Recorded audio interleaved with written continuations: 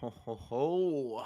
The witching hour has ended, but the degen hours have just begun indeed. Myself, Ringe, and James Chen to bring you ICFC Asia Street Fighter 6 with the final week of regular season action. We got the finals going down. We're going to get all of our qualified top 8 players settled today, what seed they're going to be in and all that. It's going to be handled. My man James, a fresh back from the island of Puerto Rico. How you feeling, man? Pretty tired, but we're here, and the grind never stops, right? Whether it's you're trying to get those ranked points or trying to go out here and do some commentary for everybody. In the FGC, the grind never stops, and so we're back. This is the last week of the regular season, as you mentioned, and then of course next week will be the top 8 point getters, all going at for the grand prize. Yeah, man, it's gonna be clean. I know we got a nice little cozy bracket tonight. Some familiar faces in the building. Fchamp, Roxas 32, Ataya Lin, Koji from Singapore, Xiaobao, Doug Cuddles. It's gonna be a nice little action-packed evening, for us at least. Evening. Yeah, I mean, one of the cool things about this, honestly, is the Fchamp storyline, right? Because Uma was beating everybody for the longest of time, and then suddenly Fchamp comes out of nowhere and is like, you know what? I want to try win this ICFC thing, and he wins 3 weeks in a row, defeating Uma in grand finals twice, and then Jewa in the 3rd week. And then in the 4th week that he participates, he loses to Jewa and loses to Uma. And so Uma kind of back on top. And so right now it feels like it's kind of this challenge for these 3 players in particular right now, Uma, Jewa, and Fchamp. Well, the good news for Fchamp is that his 2 rivals, so to speak, are not in the bracket today, right? So he'll have maybe a clearer path to that first place, but that's gonna leave some intel up in the air before the final week, right? I thought Uma and Jawa and Fchamp, one of them can kind of get some more intel on the other. Maybe that gives them an advantage going into that finals, but Fchamp gonna have a road clear of them today, so we'll see how it all plays out in the finals next week when we get those 3 back up. But of course, I want to talk to y'all about how we make ICFC happen here at Tenno Media. So let's get to our first little piece of business. Imagine you at your local, and then disaster strikes. Help! I've fallen into losers and I can't get up! Combo alert! Have you ever been about to stomp some scrub when your custom-built jank box craps out on you? Isn't it time you got something official? The Quanba Obsidian 2 has full PC, PS4, and PS5 functionality. The Obsidian 2 has a unique storage compartment. Another stick, or cord, or burrito? Can't keep your other peripherals on your table or lap? The Obsidian 2 has a comfortable, non-slip surface, and the Obsidian 2 features top-of-the-line Sanwa parts. Head over to QuambaUSA.com now to purchase your Obsidian 2.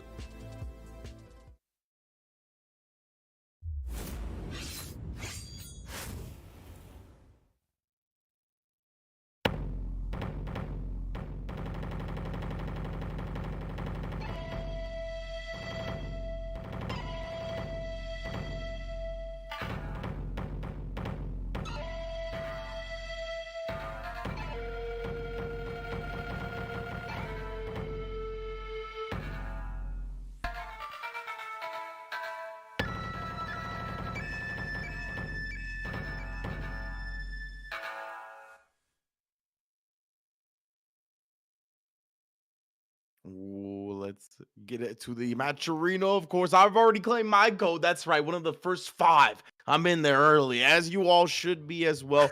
Exclamation point Maturino in the various chats that you're watching this stream on. Easy. You can use your Twitch account to log in and just hit that claim code button.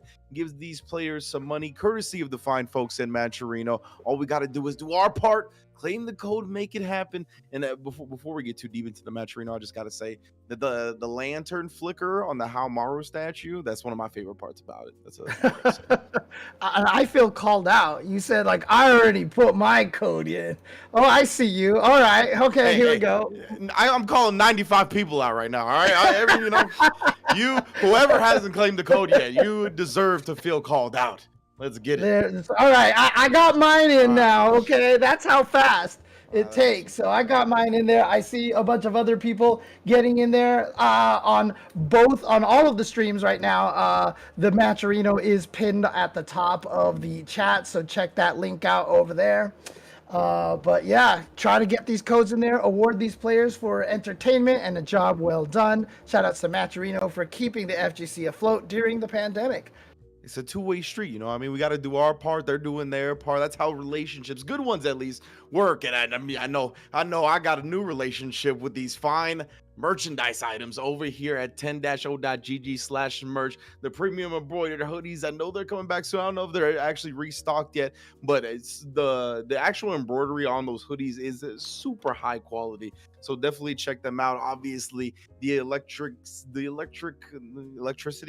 I don't know what I'm trying to say right now, but those Blanka ones, you know what I'm talking about. You've seen that Blanka shirt before. Yeah, that's a good one. And we've also got a bunch of other ones over here, you know, from all the different games, not just Street Fighter. We have some Zato, Slayer stuff from Guilty Gear, Burst Beanies, Bad Moons, Dandyism. Of course, we've also got some Tekken as well. And, of course, the King of Fighters line of merch, which I am sporting one right now. Once we get back, I'll show you that one, the Terry and Joe shirt over there. But beautiful artwork. Indeed, and we got more beautiful artwork on these lovely pieces as well, including that Eris Pizza shirt, man. Whoever designed that one, I need their number. That's a very nice design right there. I'm a big fan of all of these.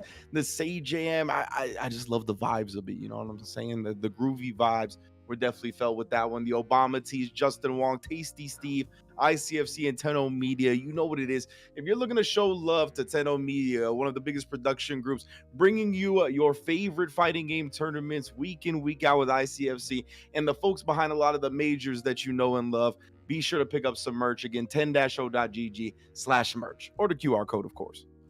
Of course. And as you were talking about the Samurai Showdown, the Haomaru statue with the flickering lantern, yeah, definitely lights up. Very beautiful stuff. And then, of course, the Jury and the Chun-Li as well. Street Fighter will not be denied. Beautiful detail on the strip. You know what? I think that's the first. I've been so concentrated on the noodles and like the buns and the Xiaobao. I don't think I ever noticed there's a bird in Chun-Li's statue back there, dude. Like yeah, the bird. He's scheming on the dumplings. You see that dumpling in the air right there? He's about to snatch that joint. Dang, they should put my cat in there too. Jesus. Ooh, there you go. Snatching food, dude, I swear. But the Jury one, of course, based on the Street Fighter 4 design for Jury. But yes, there you go. Connecticut's, check them out. You see it on the stream. It's just Connecticut's.com to check them out. I don't know what it is about a flickering lantern. I just dig that aesthetic, you know what I mean? But yeah, big ups to, of course, all the other weeklies going down for Street Fighter 6. Can opener run by Yipes Lee Chung and Ruby behind the board. Shout out to Ruby, of course, as always. And Team Tampa Never Sleeps. Tong and the Empire building weeklies every single day of the week, it seems like nowadays, for every single fighting game under the sun. So big ups to those teams as well. Of course, our teams at the various regions of ICFC, NA, EU, and Asia, all going to be culminating in an Intercontinental Championship. More announcements to come soon at 10-0.gg/ICFC. That's right. And if you want to enter in these, I mean, it's kind of too late to enter the Street Fighter ones for this season, but undoubtedly we'll be continuing forward. And Street Fighter's not the only game as well. Tekken has been a long time ICFC partner, as well as Mortal Kombat 1 right now for the IKFK. You've been doing a lot of that as well, Rin. So you've been enjoying some MK1 yourself? Yeah, absolutely, man. Definitely, though. We just saw ECT, right, which was the first pro competition for the game. Major balance patch. I should say major, but definitely significant balance patch just dropped. So the game is getting explored in all new ways. And if you're looking to explore Tenno Media, you got these socials on your screen right now: Twitter, YouTube, Patreon, all Tendo Media. That's going to be where you're going to keep in the know for all things ICFC and beyond. Yep. And so once again, we have these bounty boards, and I feel like the last 3 bounty boards, they might never be done, Ringe. I don't know. Like, we've been waiting for a while, but win a set with 1 second left on the timer in the winning round. It's not just ever. It has to be the winning round. Yeah. And then win a game where a double KO occurs and win a round from only 2 touches. And we've had some Marisas, and we haven't been able to get that to happen yet. Man, yeah, it's looking long. We got 3 bounties left, but how epic, how dope would it be if one of these bounties got claimed today, right? Like you said, they are nightmare level difficulty bounties. They're ones that are very difficult to accomplish. And oh, that's the Terry Joe shirt. I see you, doggy. The Tendo Media, Terry Joe. We got the SNK collabs on deck now as well. No, Tendo Media does it, man. They do it big. Official collaborations, working with artists in the community as well that really love fighting games. So yeah, they're doing everything right, bro. And we got Ataya Lin versus Warluck. Warluck? Yeah, I would say Warluck for the first match. Let's get it. Yep, so as we mentioned, Uma not here, but Ataya Lin, Xiaobao, both here, 2 of the Taiwanese players. And Fchamp told me Taiwan has one really strong Dhalsim player that has been giving them practice as well. So you can imagine all these guys are going to be trying to be ready for that Fchamp, but in order to get to Fchamp, they got to get through other people first. And Warluck there with a raw Tatsu that is just getting punished. Definitely ambitious Tatsu that time, and Ataya Lin just backs up to move forward with a drive impact. I mean, DJs, it feels like it goes quite a range horizontally. So nice usage of it there. Yeah, and even if he had counter DI'd, he would have died anyway. He didn't have enough health. But here comes Ataya. Oh no! Baits out the DP. And here we go. DJ just dishes out way too much damage, dude. Oh no! Oh, he did not have the rhythm, fam. Gotta get back to the dance floor. You don't got the rhythm, man. Straight up, that's unfortunate. Oh, Warluck. I don't know what he just got stuffed with, but I think it was an OD move. Either way, he got burned out. Going to the DP well once again at Ataya Lin, making it look simple. Warluck from Australia, from the region out there, obviously. Unga down under, doing all the work out there as well. So shout outs to the entire Australian scene. There's another one of raw too. Yeah, trying to predict air slasher. Yeah, exactly. He sees the fireball. He's like, surely he will throw the fireball again. Ataya Lin. What timing on the drive impact right there. Punishing the sweep. Tries to reset him with it, but good parry and a drive impact back. All right, Warluck taking the corner side. Ooh, and then the forward normal into the cancel. He was believing. Yeah, come on, you got to drive. Oh, wow, you just got hit by that. I got to imagine a drive impact coming. No, he's going for the overhead.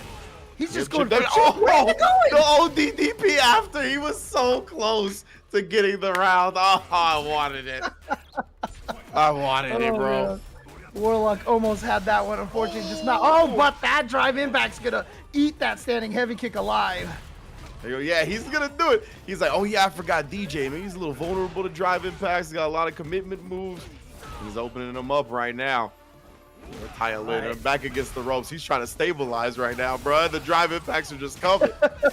Warluck's like, wait a second. First game was relatively calm. I was getting 3 raw Tatsus, and now all of a sudden in game 2, Warluck is just like something exploded. Bro, the raw light Tatsu mind game. Did it go the full screen this time? Oh, the raw super. He jumped it though. Oh, CA on deck. Ataya Lin. Gonna take it 2-0 in the set, but Warluck, you made it entertaining, fam. Yeah, that's worth at least 20 Matcherino codes claimed. We better have at least 20 gone for that match right there.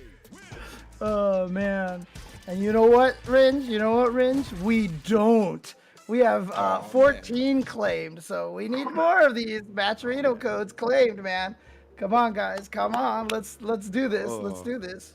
That was too good. The full like heavy Tatsus and then the light Tatsu at the end right there. Like I wanted him to do light Tatsu and a drive impact. He was about to get wild, bro. Unhinged neutral. I mean, we have definitely a lot of very high level plays and players and stuff like that. But dude, you got to jump in here and play in these tournaments, man. That's how you're gonna get better, right? True. Obviously, it felt like the Rio player might not have been at the same level as some of these other players out here. But again, Warluck is out here on the stream playing in this tournament, man. Like, how many of you guys can say you're doing the same, right? Come on. Yeah, Jump in, 100%. have some fun with everybody else.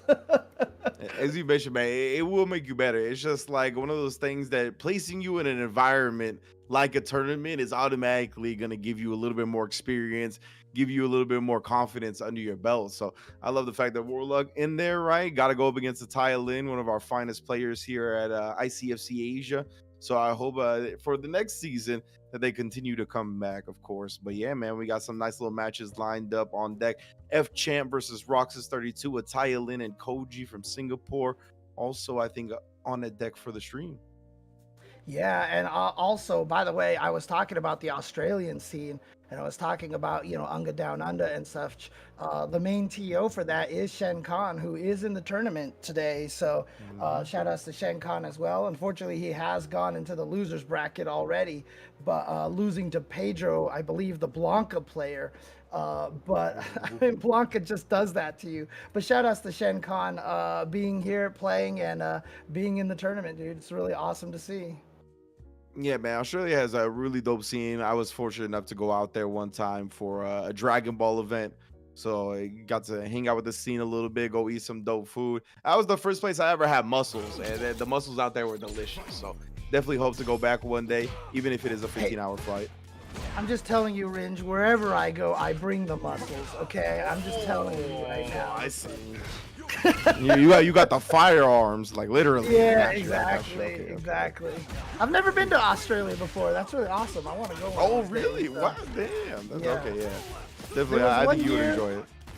There was one year where they kind of offered us to fly us out. Then I saw pictures of their spiders, and I was like, nah, fam. I'm like, no, just kidding. I was fortunate enough to not see any strange or aggressive animals or insects. I got lucky on that one for sure.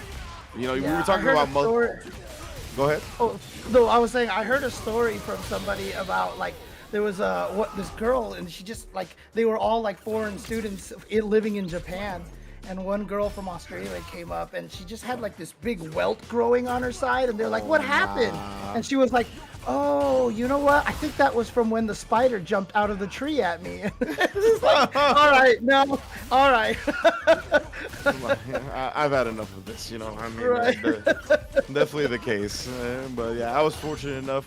Right now, Rox is not on the fortunate end of things. Fchamp already took the first round, has a significant lead here in the second.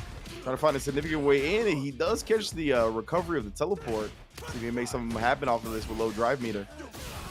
Yeah, well, Fchamp here has been dominating, as we said. The first, I think, 2 tournaments, he didn't lose a single game, I think it was. No, actually, he lost the game in the second one. The first tournament he was in for ICFC Asia, he didn't lose a single game. I think he just went 2-0, 2-0, 3-0, 3-0, 3-0 until he won.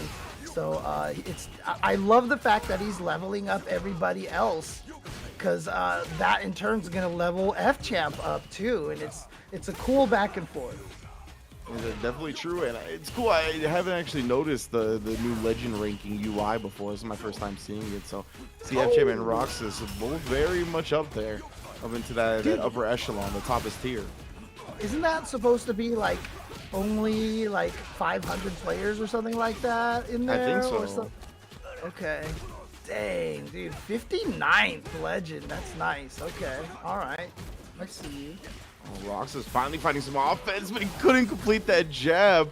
Wasn't expecting Fchamp to get hit by it. Now Fchamp looking to stabilize a little bit, get some drive meter back to play with. Force Roxas to come in, and come in he does. Straight up drive rush OD DP. I like that. No floating here. Oh, the best is as soon as he saw him teleport, he was like, "You can't do anything now," and he just went straight in there. I love it. Oh man.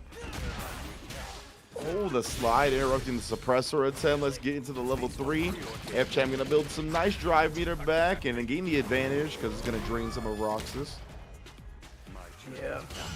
God, that was half-life. Oh, what a perfect parry. Oh, I think he could have did a lot more than that, but it doesn't matter. He's in, so that's the important part. Oh, he's got level 3. Flash knuckle directly into this. He's dead, right? Oh yeah, he's deader than dead. When Luke sends you to Memphis, that's the end right there. So yeah, a real quick way into the super as well, so not much scaling on the combo. We got a game 3. Rox is out here and a quick parry into the drive rush already starting. Fchamp in the corner. yeah, this is interesting. I mean, this is the earliest I've ever seen Fchamp lose a game here in the first match that he's playing. And Roxas with this Luke coming in strong, but didn't get the median time, so Fchamp just floated out of there. That was such a funky way, an awkward looking sequence for Fchamp to escape the corner. Now Roxas ends up burning himself out on a parry attempt. Fchamp's taking control, but just as I say that, Roxas gets the jump in. We are back and forth with who has control.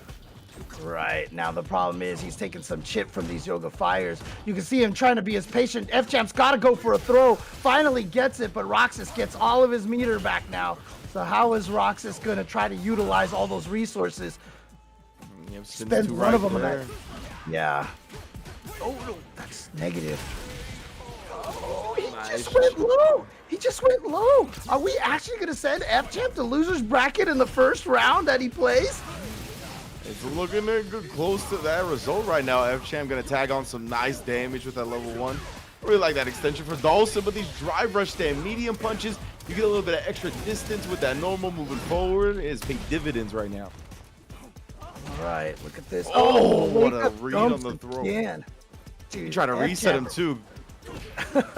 Fchamp is not scared to jump on. Oh my God, that drive rush jab was so fast. Oh, he was crouching. Yeah, into the parry. No punish though. Wow.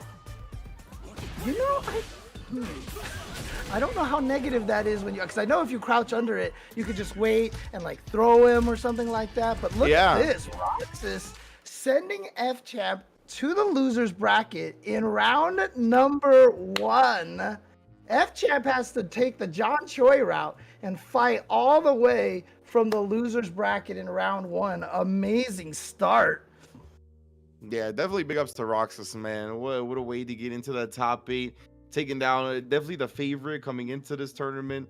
And just an impressive showing because he went down the first game as well, and he didn't let that get to him mentally too much. And yeah, it looks like the Yoga Sunburst on block is a -4. So he wasn't going to be able to really punish that unless he was point blank, and he went with a light. I can't remember what he tried to punish with, but yeah, definitely in that instance, you want to stay crouching, just let it sail over you, get the punish counter throw, or if you have a combo that you labbed out to avoid the super, then obviously you could do that too.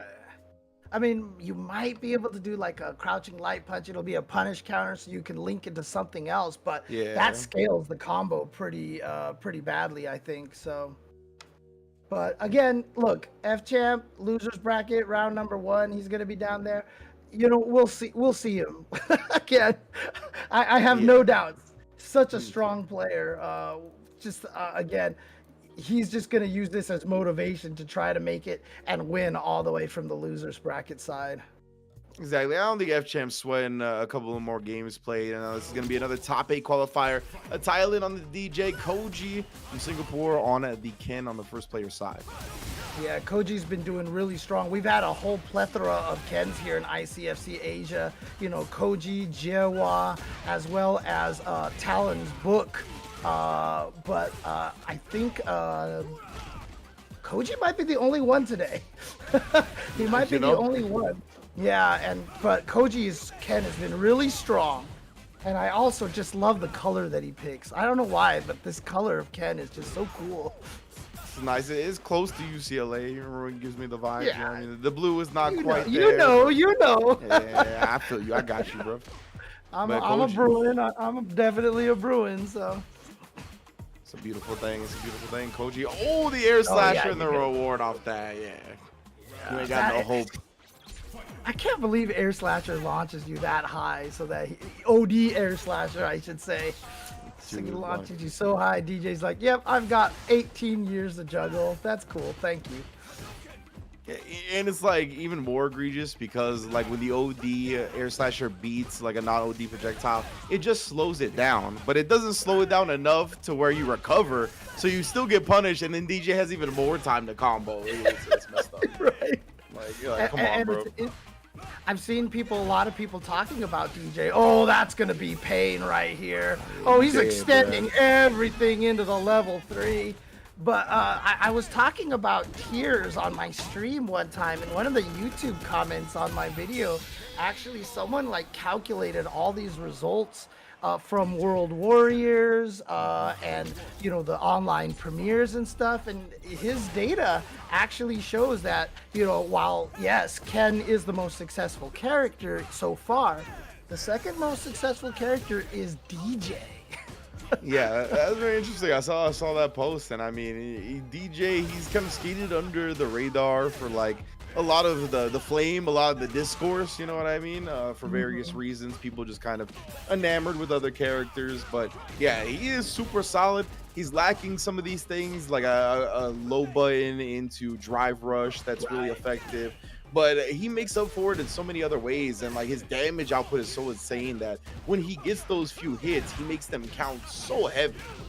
Yeah, just like that just cool low punish counter. It's so good. It's so good.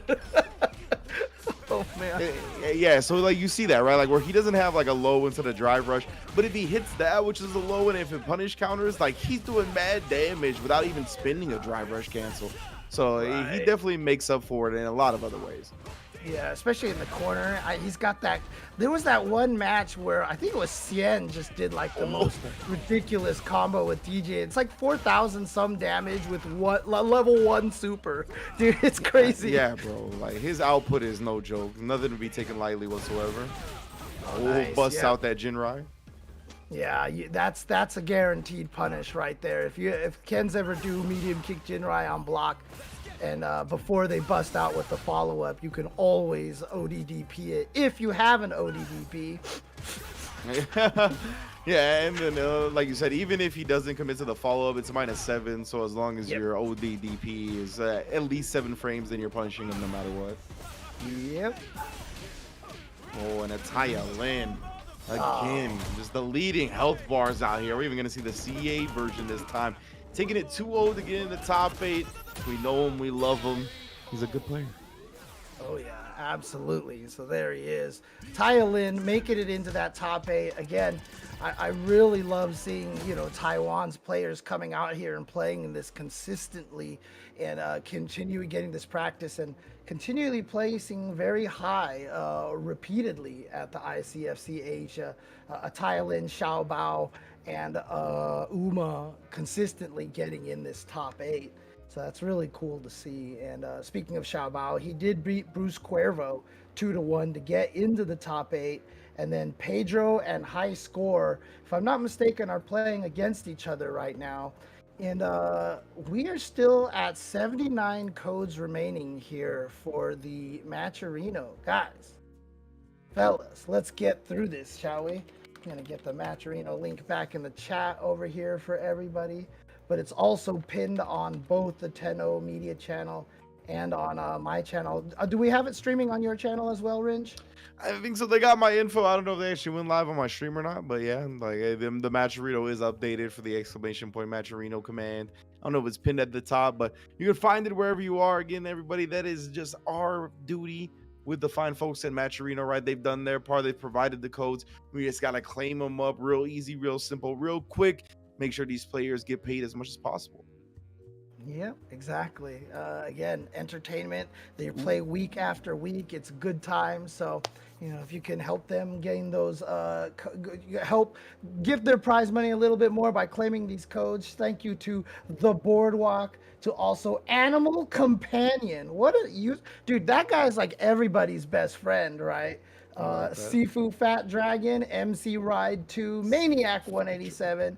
Shout outs to Shayon 26.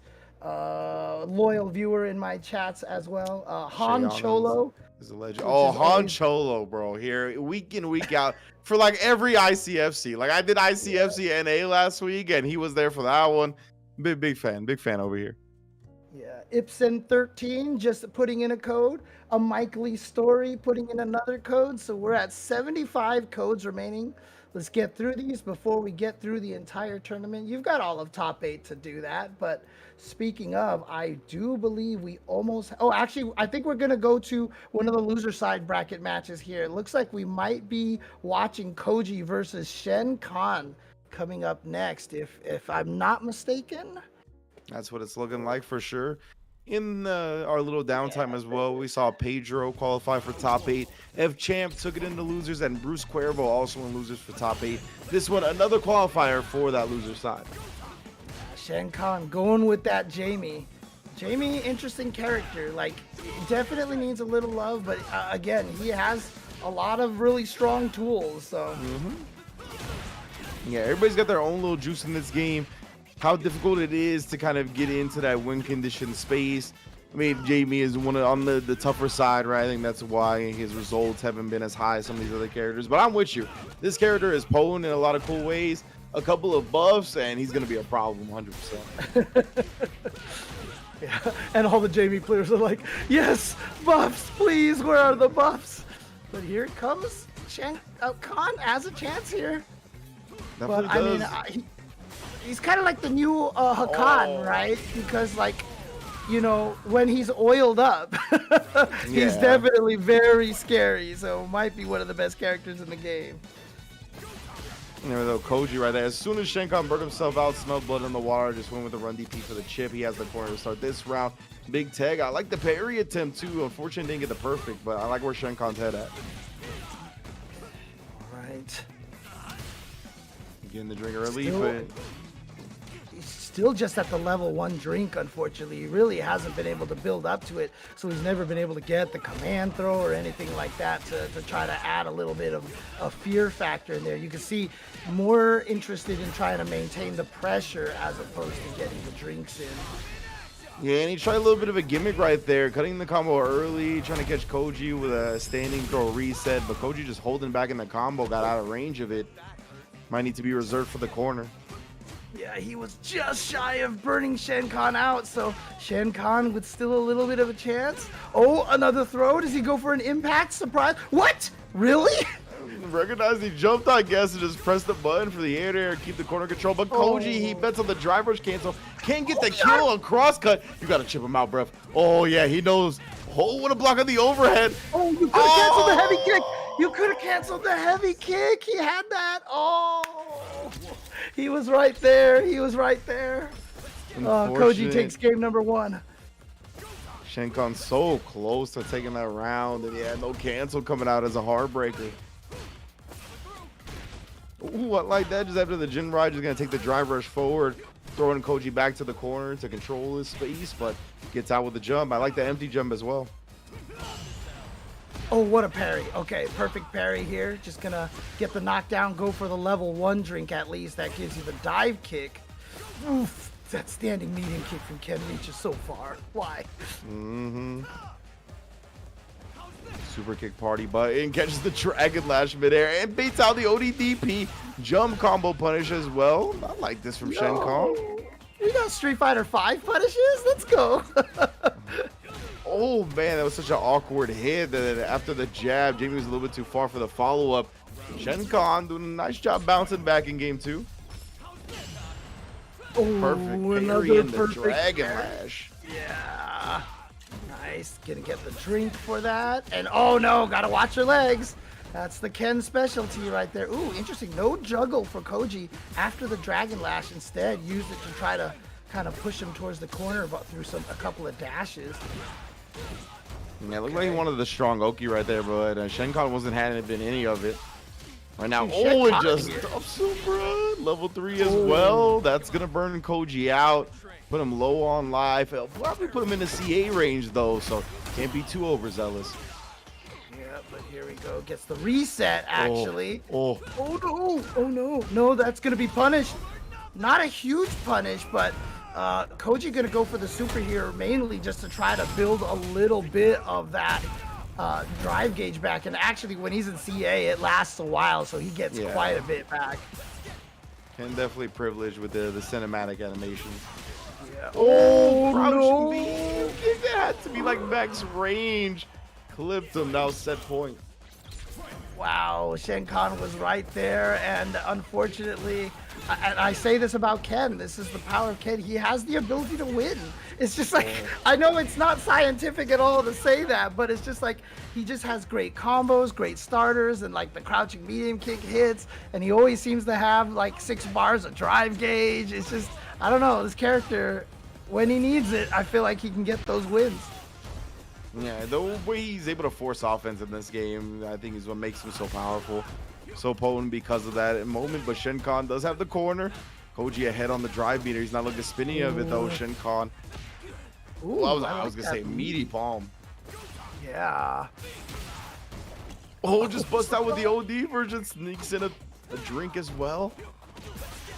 Oh, he tried to wastes- shimmy. He tried to shimmy. And oh, look at this. Not going to go for any supers at all. Wants to kill with it. He went for the gold. And it didn't. He went for the Tokido. And it did not pay off. Oh, man. I respect it. I respect the gamble, Koji. He committed to it. No communication issues in his relationships. You know, that was a big commitment. I like it. Oh, man. That's so good. Schenkhan, You got to go for it sometimes, man. You got to go for it. 100%. I'm one that has got. I've been in that situation. There's no shame in it. Oh, yeah.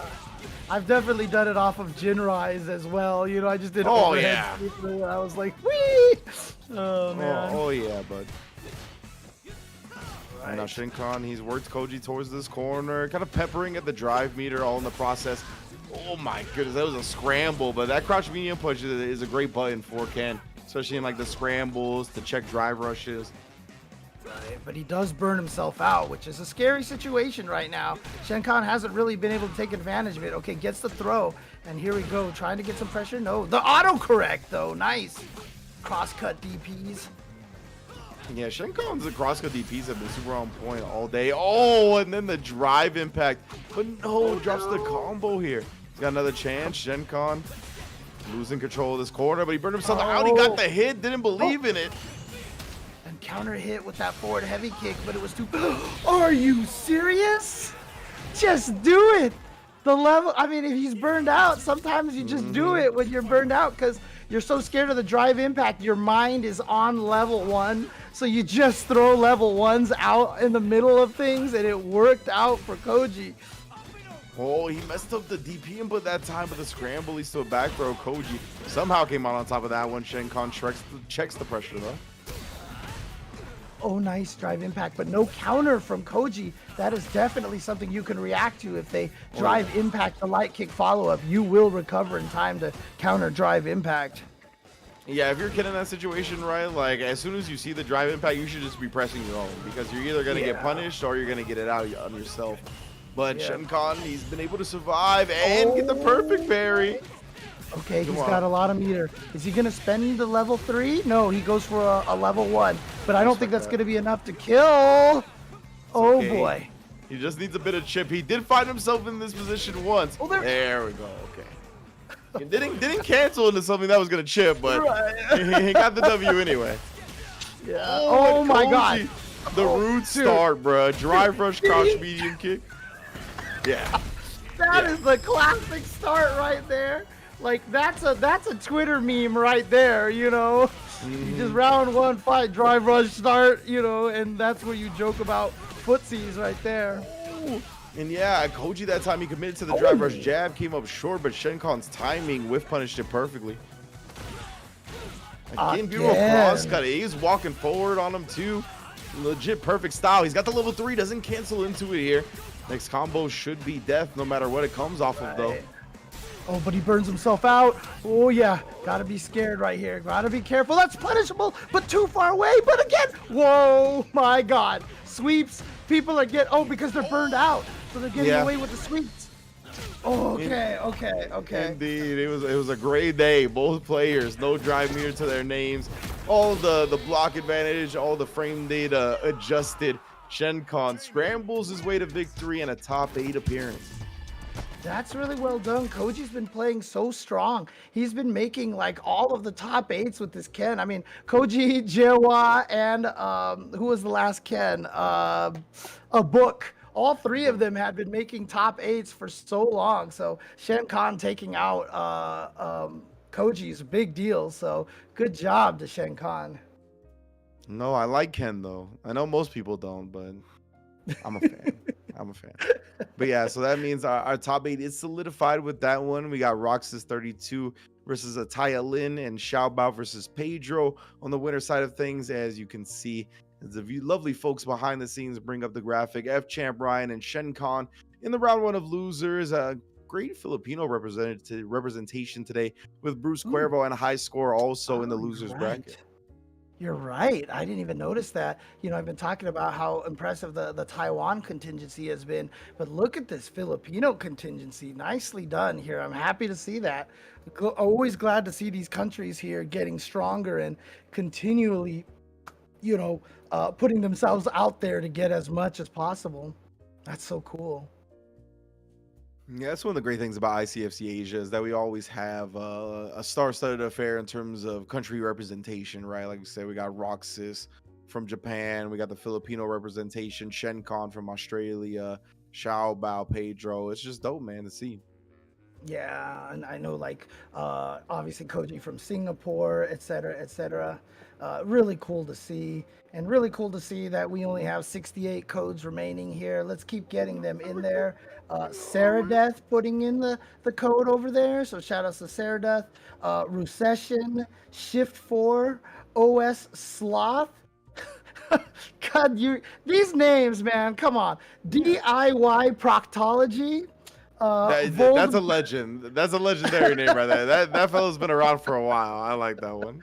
Voldberg 42, Taco Pie, and then a hot dog bong water 420.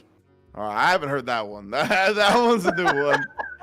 I feel like I'm usually familiar with these legendary names. I haven't heard that one. Hot dog bong water. That's new stuff. That sounds like something that would be on Shark Tank, bro. Like, but you ain't gonna get a deal though.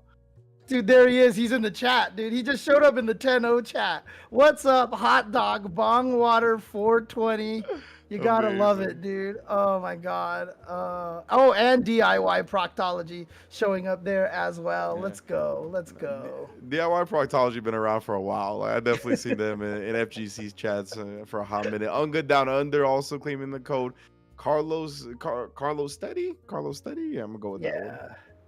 Was it the monkey nudist? Okay, and the avatar. I don't even want to talk about the avatar. You're on timeout, mister. You're on timeout, mister. Sleepy Man 808. Sleepy Man 808, I'm going to say, I mean, that's got to be a Hawaiian player because 808 is a Hawaiian area code. So shout outs to the Hawaiian players as well. So that's really cool to see. Yeah, you guys can see a little preview of that avatar. I don't even want to talk about it. And of course, big ups to Kwamba, who has consistently supported us with $100 in the prize pool, sponsoring the ICFC weeklies. It's a beautiful collaboration. And Kwamba, I mean, they've been around since I've entered the FGC, always supporting, always holding it down wherever and whenever they can. So you gotta show love to Kwamba always, bro. Yep, and then we also just got Zendo Crescendo in here as well. One of my original Soul Calibur friends who have taught me a lot about Killick in the past. So shout outs to Zendo. Yeah, man. And if y'all want to make some direct contributions, I sang for the IKFK yesterday. That was for charity, so don't push your luck. But if you want to directly contribute, maybe I'll sing a couple of things. Me and James, James is more karaoke master than me, but who knows what happened when we put our powers together. What did you sing? I just want to know. I gotta know. I gotta ask. There's a clip on Spooky's Twitter of it, because they clipped it and put it on Twitter. But I did the hook to Miss Jackson, but I replaced Jackson with Ashra, and your daughter was Serena. So Nice. It went better than I could have hoped for, to be honest.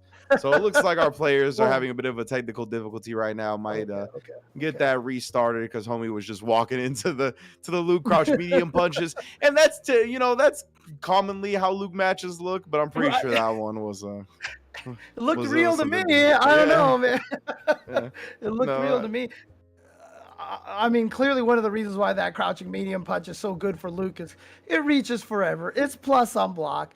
And when you drive cancel it, it just doesn't scale like crouching medium kicks do, right? So it just gets to do all the damage. Disjointed hitbox on it too. Like literally everything you could talk about with that button is good. The frames, the frame advantage, the startup, the hitbox of it, like it's cancelable. Literally, I mean, yeah, it's not low hitting, but it does literally everything else you could possibly want, right? Like, I mean, it's such an amazing button. I mean, the crazy thing is if it was low hitting, then they probably would have given it the scaling nerf, you know? Like, but it doesn't. So it's just like, man, what a button. What a button. Oh, man. All right, here we go. Having a 6-frame button that's like that range, and like you could press a lot in these -1, -2 situations that this game has a lot of the time, and you're beating other people's like 7-frame crouch medium kicks and 8-frame crouch medium kicks that they like to press. So yeah, that button, I mean, it's one of I think the big things that the Luke game plan revolves around. Yeah, I mean, we even saw Angry Bird, you know, with one of those tweets where he was like, can we talk about how Luke is better than Ken finally? I mean, I honestly think when it comes to Luke, Ken, and JP, whatever order you put them in, you're right. It's kind of how I feel these days. Those 3 characters are clearly, I feel like, the strongest in the game right now. But again, DJ, there's just, I mean, so many good characters in this game. It's crazy. Shouts to Guile, bro. Guile, you're not escaping my radar, fam. Yeah. I'll never let that Guile hit go. Never. Guile, definitely. You go ahead. What were you gonna say? No, I was about to say a lot of people still talking about the Cammy, the Jury. We just saw Jury Grand Finals mirror at first attack. You know, Ajax Fidelity and Jack going up against each other. Makes sense. But yeah, 2 strong characters on our screen right now as well. AtayaLin and Roxas. AtayaLin just gets his drive meter back now. Who's gonna get frisky first, fam? AtayaLin spending a lot of it right away, but then Roxas getting in there, finding the hit right away. I mean, look, if you're gonna come into this ICFC and take down Fchamp in his first match, I mean, you don't want to let that go to waste, right? So you gotta take out these Taiwanese players too, and Luke is a good character to do that.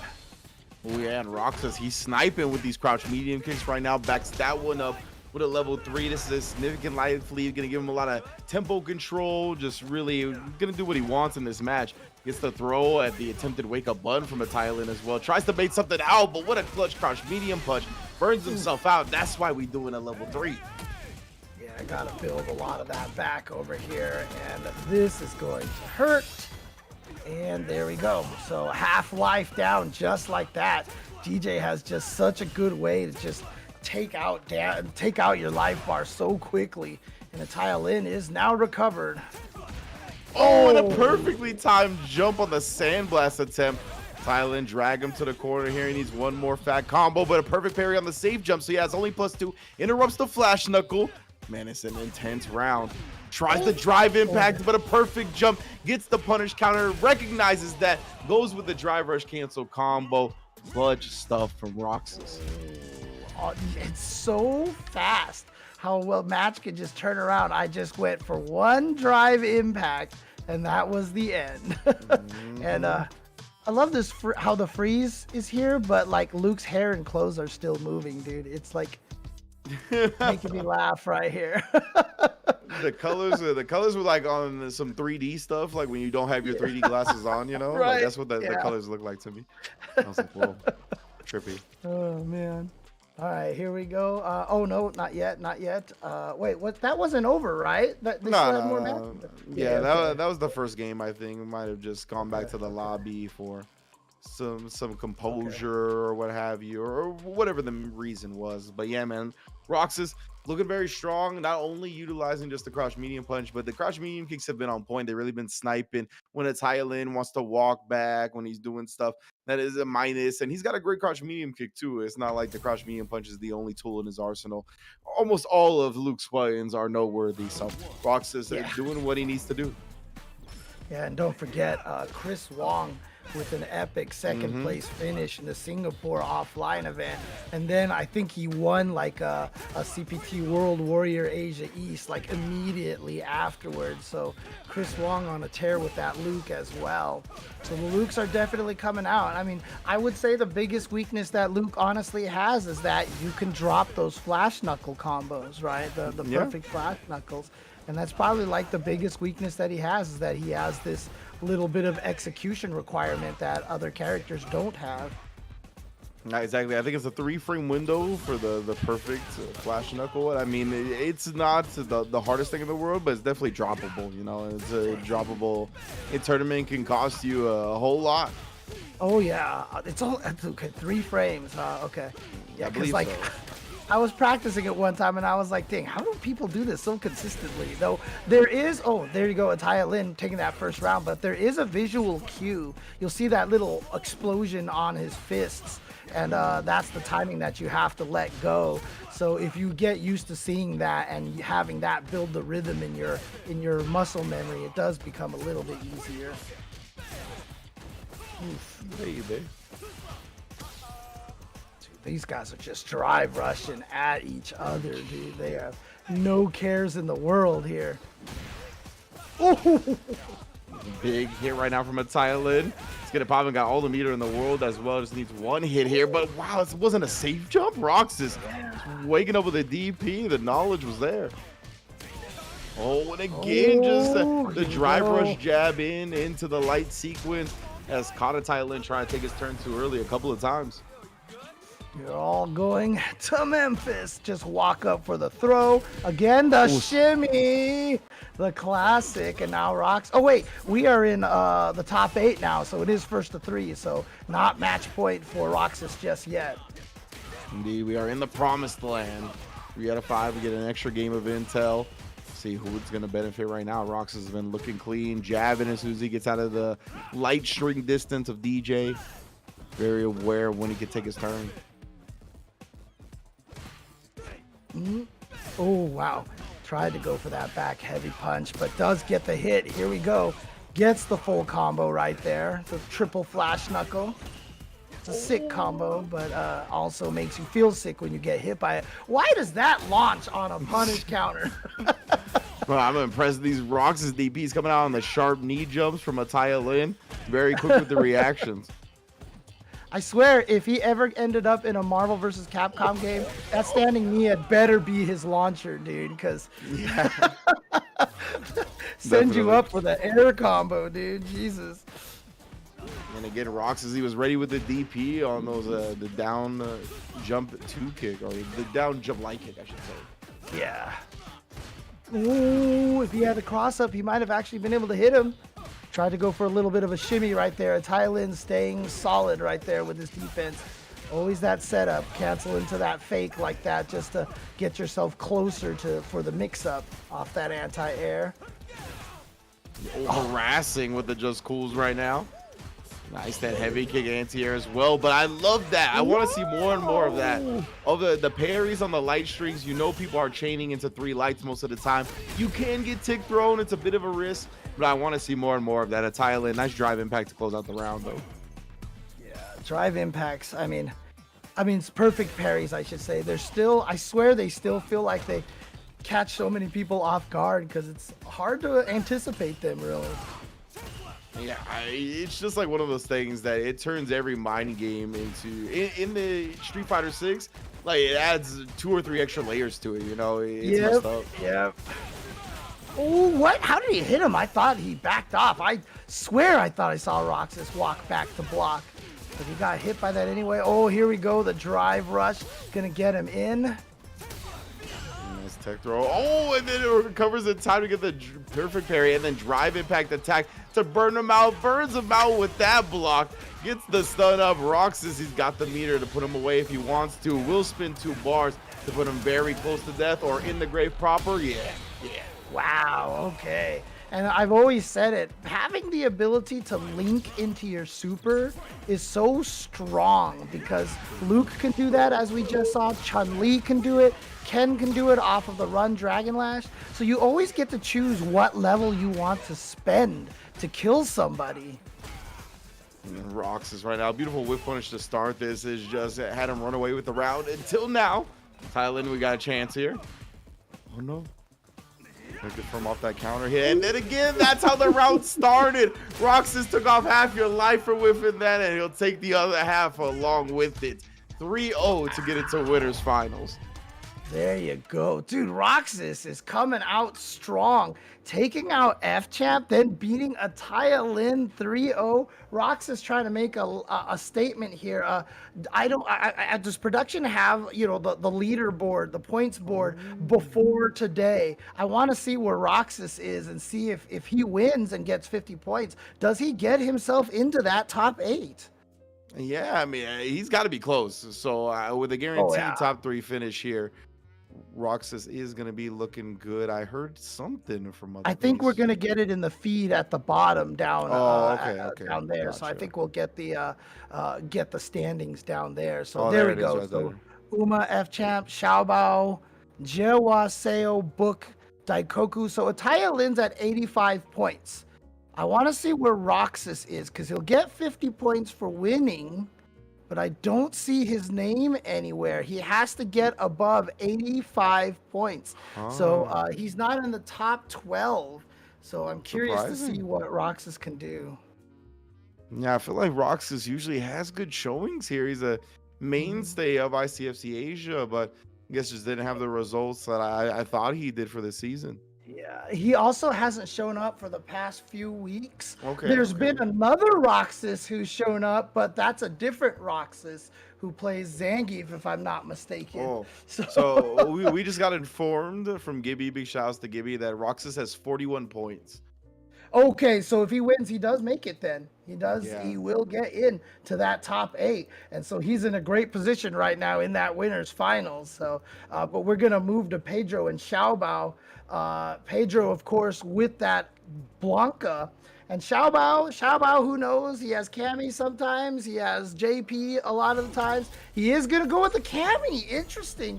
I feel like Cammy has trouble against Blanka, but my Cammy's pretty bad. I'm not gonna lie.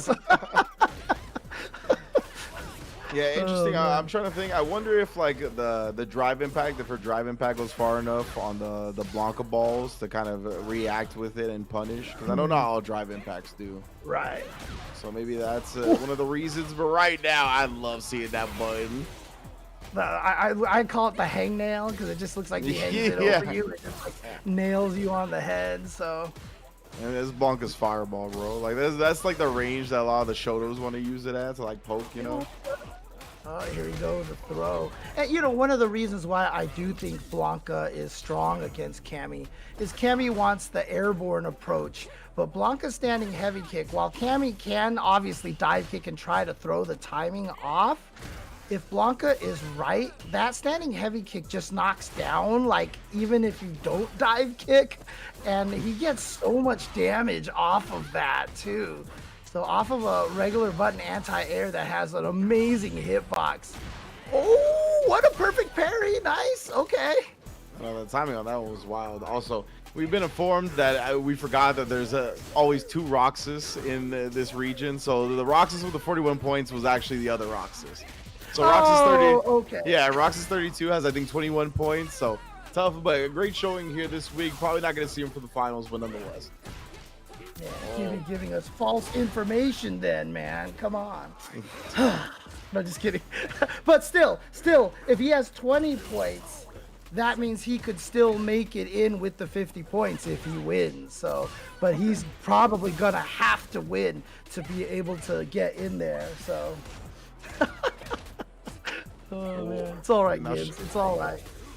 Xiaobao even with the jump, and he just goes with level 3 as the Blanka Chan comes out. He's willing to spend the whole meter to force another round in game 1. Oh, smart. You know, I think Pedro just forgot, and Cammy was like, "Thank you." Yeah. Why does Cammy always get these super fast full screen supers, dude? Like she gets them like every game, I swear. Oh, the reset right there, Xiaobao trying to make the most out of all this. The bait, the offense. Xiaobao loves his drive impact, man. He uses it more than most players that I see. Pop ball with no hop resets here. I'm not trying to guess. Dodges the Blanka ball. Lightning Beast. He does bait out the parry with the down follow up. And that actually burned Xiaobao out because that was a punish counter to drain the last of his drive gauge. So you can see Xiaobao trying to stave off time. Oh, okay. The heavy kick didn't knock down. Okay, so it is only when she dive kicks. So, or maybe also on counter hit too. So if I throw out a jump heavy kick and I get counter hit, it probably is a knockdown as well. I'm gonna have to test it out now. Yeah, I know you get the combo follow up if you get the counter hits, then heavy kicks from Blanka. Oh, okay. There you go. So you do need it to be counter hit though, or force knockdown, whatever have you. I swear that he's comboed me off of doing jump roundhouse. So yeah, okay. it feels like it for sure. Oh yeah. Oh, trying to poke that time, but that stand fierce, man. It's a deadly button from Cammy. There's a lot of people trying to press their lights. Yeah, and Xiaobao, one of the only Cammys that I see also try to use the hooligan every once in a while as well. So this is going to be some decent damage right there. Oh, what a perfect parry! And he goes for the side switch. I love it. But he drops the combo afterwards. Oh, Pedro had it. He had it. Unfortunate, yeah. For him to sneak in that hop, get Xiaobao off guard, get that counter hit going. Oh, the sword normal right there, and the buffer spiral behind it. What a way to start this round. Oh my goodness, Xiaobao going crazy. Xiaobao is also known for trying to speed run some of these matches too. But that's kind of Cammy's MO, right? She wants to rush you down. Uh-oh. Level 2, here we go. Gonna set up the Blanka Chan. What a good Xiaobao, yeah. It feels like that's the second time he's done the ODDP in response to the Blanka Chan set up in the corner. See if Pedro starts looking for a bait. Oh, reaction! Wow! I am modern controls. Okay. Let's go, Xiaobao. Ho. That was a clean round. Wow. Uh-oh. Here we go. Big start for Pedro here. Gets the knockdown, goes for the throw setup. Nice tech from Xiaobao. Cammy's definitely a gap. And then after the throw tech, Cammy's a very popular option. Wow, what a dodge right there using the hooligan. Xiaobao kind of playing out of his mind, but Pedro pops off. Yeah, but Pedro burned out right now. This is scary. Watch out. Oh, you know what? I don't even need a drive impact. I got shimmies on deck here. There it is. Oh, you're done. I love this from Xiaobao too. Not switching up when the drive impacts are coming. Really just going to make Pedro show him that he's churning the level 1, that he's going to have the reactions for it. Just hasn't answered the call yet. Right. Wow, that traded with Cammy's jump heavy kick. I'm surprised. Oh, yep. See, there we go. Xiaobao will actually throw that out. That's 22 frames, man, and it looks like a jump. So you just stand up, especially because if you don't use it a lot, you just forget. So, what's Xiaobao doing? He just went jab crazy. Yeah, either way, just putting out the jabs with Cammy, I think it's a very effective strategy. Like, I think using her jab as like a actual boxer does is kind of something that sets up a lot of what she wants to do. Tried to get the chip, but it wasn't enough. This could definitely be huge for Pedro. Yeah. Level 2, you can't try to get chipped out though. Xiaobao, he's not looking to chip him out though. He's respecting, and then he gets popped off. Oh God, and he's Oh, it's so scary. Xiaobao went from looking great, and then that chip failed. Oh, no! You're -2. What were you trying, Xiaobao? Pedro with a comeback. Woo! I can't believe how that played out, bro. Oh. Whoa. That crouch fierce right there. Big counter poke. Yo, the hooligan just uses that heavy kick? That's wild. 7 frame startup, though, honestly. unfortunate. He just got caught in between there. Yeah, not a true block string, so you can accidentally frame trap yourself. Parry, tried to perfect parry it, not in time. Not drive rushing afterwards. Then again, Cammy's drive rush is so bad. Jesus, okay. Not that I'm angry or anything. Oh, what a sweep coming through that time and baits out, but the Blanka chain gets activated.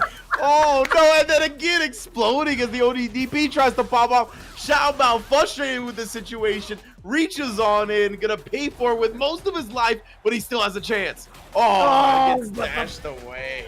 Dude, you know what? I don't think I knew that the OD up ball activates Blanka Chan. But that makes sense. It makes sense. That is messed up. Oh my goodness. He had the insurance policy, bro. They had the FADC backdash on the DP. Oh man. Oh, and now Pedro is just wrecking shop on Xiaobao. He's still reeling from that. Yeah, the medium Blanka ball. Medium and light Blanka balls, very punishable on block. Man, nice dodge. Xiaobao though, he's living some damage on the table. That time finally does connect with the double drive rush cancel combo. Yeah, Pedro dropping that combo was the best thing that could have happened to Xiaobao because it looked like the snowball was getting out of control. Yeah, and I will say Pedro has allowed Xiaobao to jump at him a lot. Right now, one of the biggest weaknesses that I see from Pedro is his anti-air isn't as reactive as it probably could be. Oof. Oh, what a strange trade that was. What? Reaching in, he just reversaled that button. He's like, I'm gonna crouch pierce, whatever. I think this is hyper fighting, dude. You just throw out that crouching heavy punch, Jesus. But there you go. Xiaobao is gonna take it and tie it up 2-2. And yeah, Pedro was looking great at the start of that first round, and then Xiaobao just turned it around. And so now here we are, final game. Let's go. Yeah, and Pedro, he got a successful throw bait. He started the punish counter combo. What a way to check the dive kick. Punish counter starter right here. Oh, he gets full combos with that punish counter starter. It's like, Dude, oh man, Pedro is swinging. That's that heavy kick, bro. It's so annoying. It's such a wall. 7 frame startup, 9 active frames. Like, it's tough to figure out when you could press. Xiaobao finds the drive impact stun, gonna reset him as he gets this drive meter back. No fear shown. Did you say 9 active frames?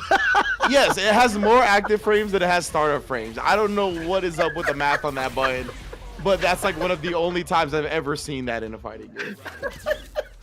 Like, holy crap. Yeah, it's crazy. Man. Dude, well, Xiaobao being crazy too, because he's 1 round away now from trying to send Pedro down to the loser side of the bracket here. He's coming in strong, so this is looking really good for him.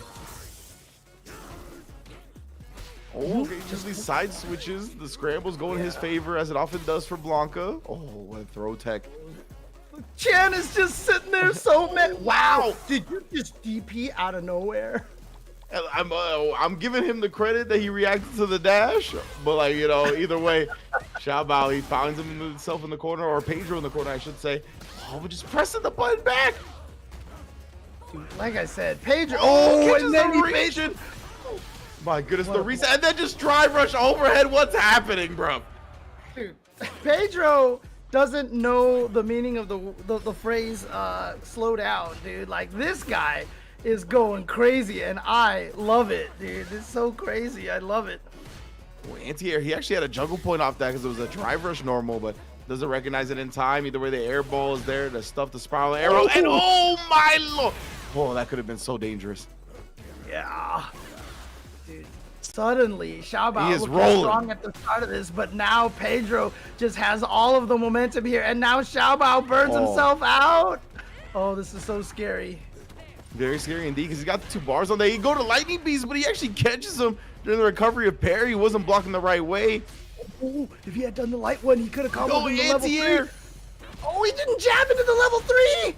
Oh, and then off the trade, Pedro again. Finding the button to answer his call. The drive rush cancel behind it. That crouch medium punch came in so clutch. Jesus. That was one of the most insane fights I've ever seen. And just to respond to Deli Ninja in the chat who says, whoa, Blanka Ball beats dive kick. Everything beats dive kick. The hurt box on that dive kick and on Jamie's dive kick, by the way, is atrocious. Yeah, they got quite the hurt boxes on those joints for sure. Oh, man. But good fight, good fight. Xiaobao's still in it. He just gets sent to loser's bracket, but you know who's in loser's bracket? Fchamp and Schenkhan. Oh my man. God. BruceCuervo and high score. There's a Filipino contingent coming straight for the Taiwan contingent here. Wow. Oh man. That's for sure, man. We're going to get some dueling fates there in the quarterfinals, 100%. And then Roxas 32 and Pedro, your winners finals side of things. I love seeing all the players showing out again. We got about 54 Matcherino codes left as well. So don't forget to hit that exclamation point Matcherino in chat. Let's do our part to get those codes claimed up, get these players paid. And of course, we got to thank the lovely folks that make ICFC happen. So please, let's thank our friends. Imagine you at your local, and then disaster strikes. Help! I've fallen into losers and I can't get up! Combo alert! Have you ever been about to stomp some scrub when your custom-built jank box craps out on you? Isn't it time you got something official? The Quanba Obsidian 2 has full PC, PS4, and PS5 functionality. The Obsidian 2 has a unique storage compartment. Another stick, or cord, or burrito? Can't keep your other peripherals on your table or lap? The Obsidian 2 has a comfortable, non-slip surface. And the Obsidian 2 features top-of-the-line Sanwa parts. Head over to QuambaUSA.com now to purchase your Obsidian 2.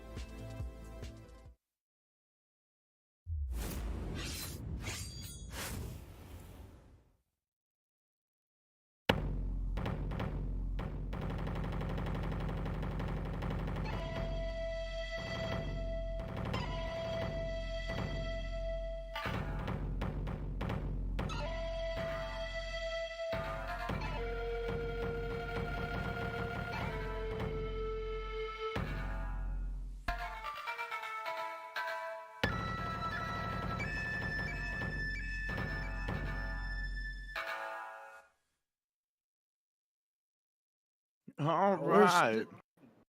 Still trying to make our way through these Matcherino codes. Shout outs to Louis B, Balls Deep, Big Will, Papa Trunks, Riel, True Sadist, Arthur, James, Malgapo, True Advent, and Dr. Jimmy 128.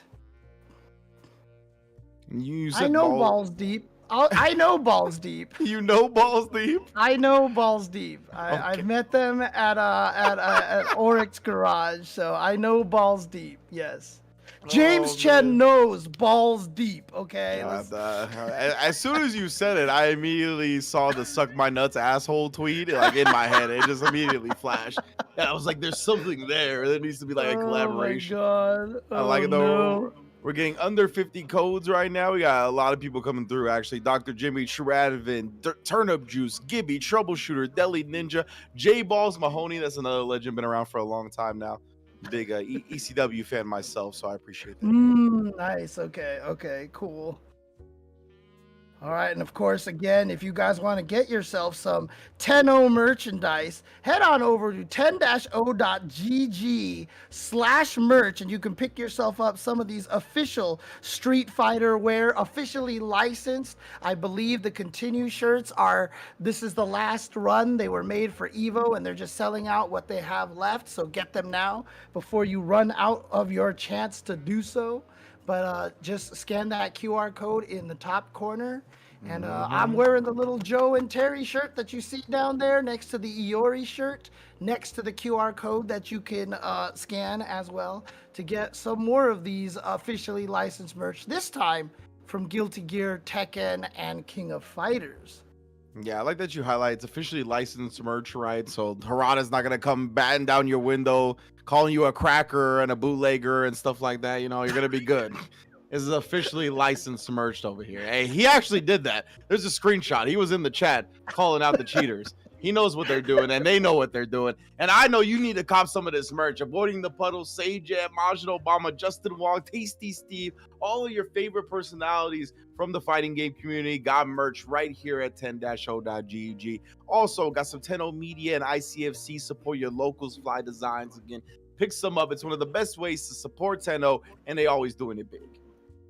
Yep, and speaking of doing it big, there is going. Oh no, I'm sorry. I was about to talk about the Intercontinental match, but you know who else does it big as well as 10-0 is Connecticut's. So check out Connecticut's over here. I got ahead of myself here, but check out Connecticut's. Obviously, they have been creating amazing statues for quite some time. I can say this because I personally was sent as a gift by Connecticut's the Oni and Evil Ryu statues from Street Fighter 4, and they are beautiful, beautiful statues, very, very high quality. So if you guys have an opportunity to pick them up, I definitely recommend you do so. Beautiful craftsmanship on all of their work. Oh, most definitely, man. I always love seeing what we got from the latest statues from Connecticut. But also, this is what James was trying to get to. You know what I'm saying? The Intercontinental Championship with ICFC NA as well as the EU Asia sides of things, collabing to take on Team Can Opener, Team Tampa Never Sleeps. You love seeing all of these weeklies come together to collaborate on a big little offline strongest crew battle type gig type vibe. I'm looking forward to it. Again, more info coming soon to 10-0.gg/ICFC. And if you're looking to be part of ICFC, you can sign up at 10-0.gg/ICFC. That's where you're going to find the links to the latest Start GGs, whether it be Street Fighter, Tekken, Mortal Kombat, no matter what the region is. All of that is at the hub on the link on your screen right now. Yeah, and of course, if you want to follow everything that ICFC does, you can check them out on all of the social medias that you're familiar with over here. As you can see, twitter.com/10 media for all the updates, youtube.com for all the archives, especially of a lot of these ICFC events. And for example, the Mortal Kombat event that you guys just ran, yesterday, yes. And of course, if you want to support 10 Media directly, patreon.com/10 Media. Yeah, boy. And big ups to everybody that's been claiming codes. I'll get to that after I mentioned the bounties. I forgot about that. We still got 3 left to go. Definitely nightmare difficulty bounties to obtain, but it's possible, man. We got a Dhalsim left. We got Fchamp. We can win a set with 1 second left on the timer. We can win a set where a double KO occurs. You know what I'm saying? Only 2 touches. That's going to be a little bit more difficult with the remaining characters we got, but who knows what could happen. Yeah, and speaking of Fchamp over here, he has also donated to the code over here for Matcherino.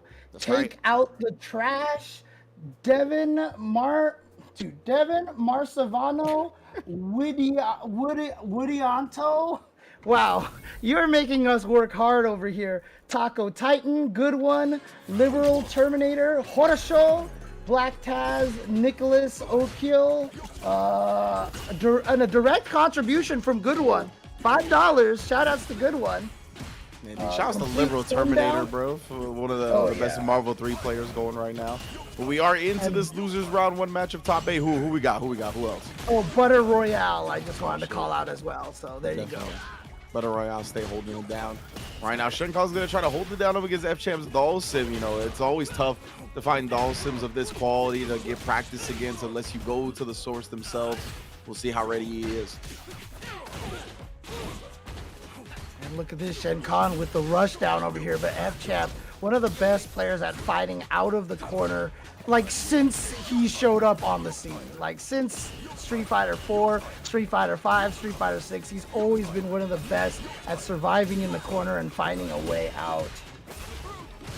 Yeah, most definitely. Yeah, you gotta have that hallmark, that characteristic as a Dhalsim player. You're gonna find yourself in that position a lot, and you don't have some OD reversal to bust out with in this game. Your level 2 gets low profile, so you gotta be really solid with your defensive choices. I mean, Fchamp always is. Right there, though, Schenkhan actually beams to the punch after the fireball. We got a real chance. Oh, he baited it out. He baited it out. He walked back. He got the low. That was beautiful stuff from Schenkhan. Yeah, and he knew it was gonna kill, so he didn't have to worry about the fireball dropping down from the top of the screen. Look at this, Schenkhan getting one round on Fchamp here and punishing the drill now as well. This guy Fchamp is 16th now. Wasn't he like 49th in his match before on stream? What's happening? What? You're right. How does that work? He shot up the leaderboard. All right, fair enough. What the heck? I'm so confused right now. Wonder if Mans was grinding between matches or what. Either way. Could be. That's one of the benefits of playing these offline, online tournaments, is that in between your matches, you can just be grinding and practicing the whole time, dude. People do it. It's so nice. Fchamp, oh yeah, the buffer right there. Had the level 1 staple, locked, loaded, ready to go. Burn Schenkhan out here. Now it's going to be real tough to make your way back in on Dhalsim without paying for that life. Oh, he breakdances through it. Hold up. Oh, Yeah, but look at that chip. Oh, the heavy kick caught the backdash. That heavy kick goes so far. It's crazy, dude. The headshot. Oh, yeah. Yoga, yeah. Slide protected.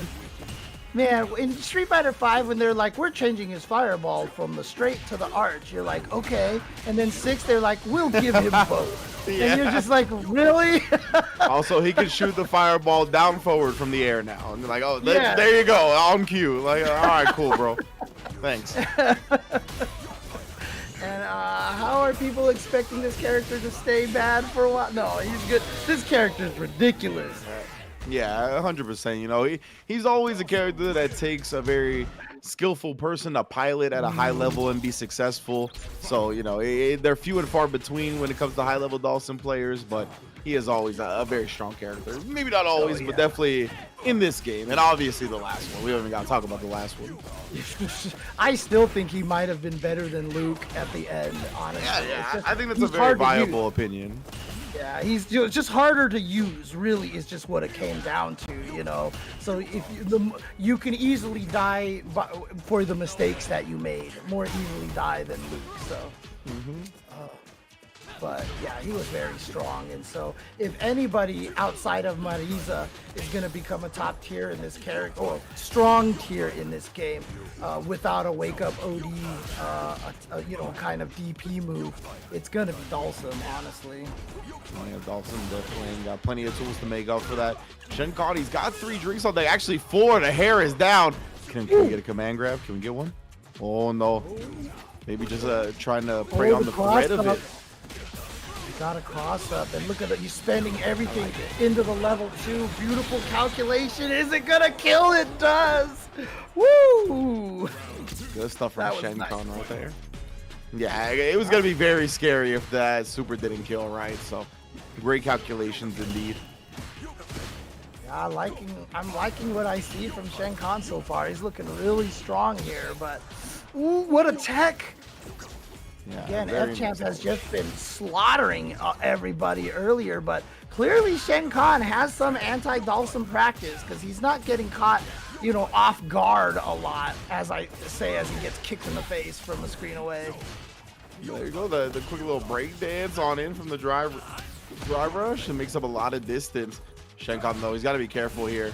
Yeah, you don't want to eat too many more normals. Tries to sneak in a drink. You got to be very disciplined with the parry. He ends up getting hit, trying to move out to not get burnt out. But it seems inevitable at this point. He's trying to hold on to that last bit of drive meter, but he was paying with his life too frequently. Maybe I spoke a little too soon here, because I mean, because here's the thing, right? I mean, I know even who else was saying it too? I think Ultra David was saying it, but like Fchamp is just one of the fastest people at adapting to people, to their opponents. They'll look vulnerable at first. It's like Fchamp and like Snake Eyes, I feel like, are 2 of the best at that. That they'll just look like they're just average players in the first match, and then all of a sudden the next few games, like, they just destroy the opponent. Yeah, I think it's part of why they're able to take their characters so far, right? I think part of it is definitely just them as humans. They have strengths in that area, but I think being a character specialist kind of lends itself to that as well, because like you found yourself in these positions so many times that your processing power is quick because of that experience. But right now, Schenkhan, he's got 3 bars here. He's burnt out. Fchamp also with 3 bars. Where anybody's game here. Ooh, nice. Gets the jab out of the teleport, but didn't get a full combo off of that. Trying to find his way. The dive kick. It blinked right into the level 3. What?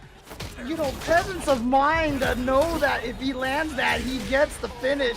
And please don't drop the follow-up so my hype will actually be justified. Thank you.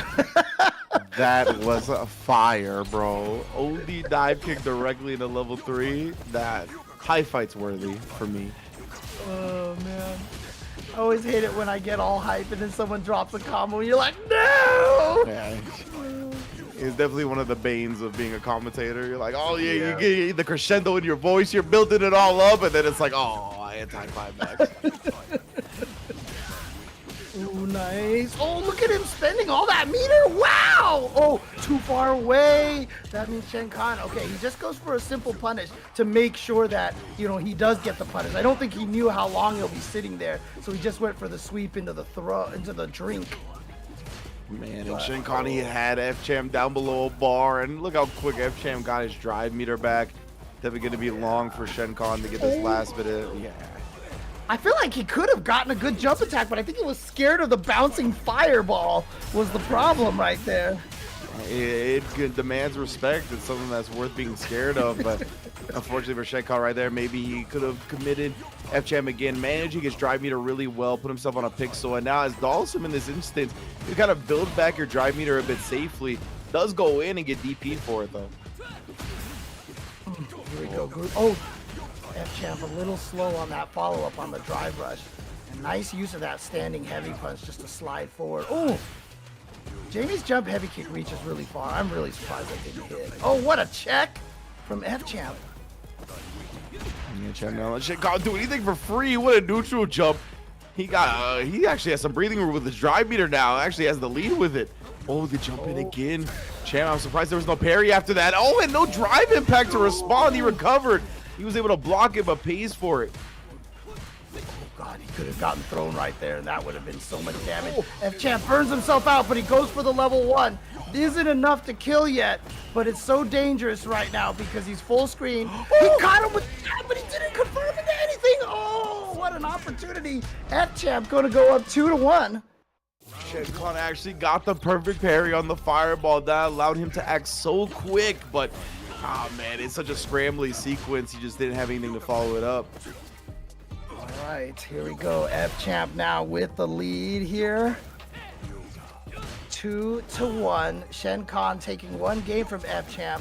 Already, this might be one of the most difficult tournaments that Fchamp has had. Just going to the loser's bracket right away. He's had to play a lot more matches as a result. That's definitely true, man. He's a tournament vet. Obviously, he's got the experience. See how his endurance holds up here. Oh, especially on the Dhalsim, you need a whole lot of mental cardio to play this character. Oh, I love that term, actual mental cardio, because it's so easy to just, you know, just get tired and be like, whatever, wake up level 3, let's try it, you know, yeah, kind of thing. For real, man. I mean, we even saw him do the level 2 when he was a bird out in the corner, right? Thinking that the drive impact was going to pop off. Right. Like, even Fchamp is susceptible to these moments where you just try to press the escape button.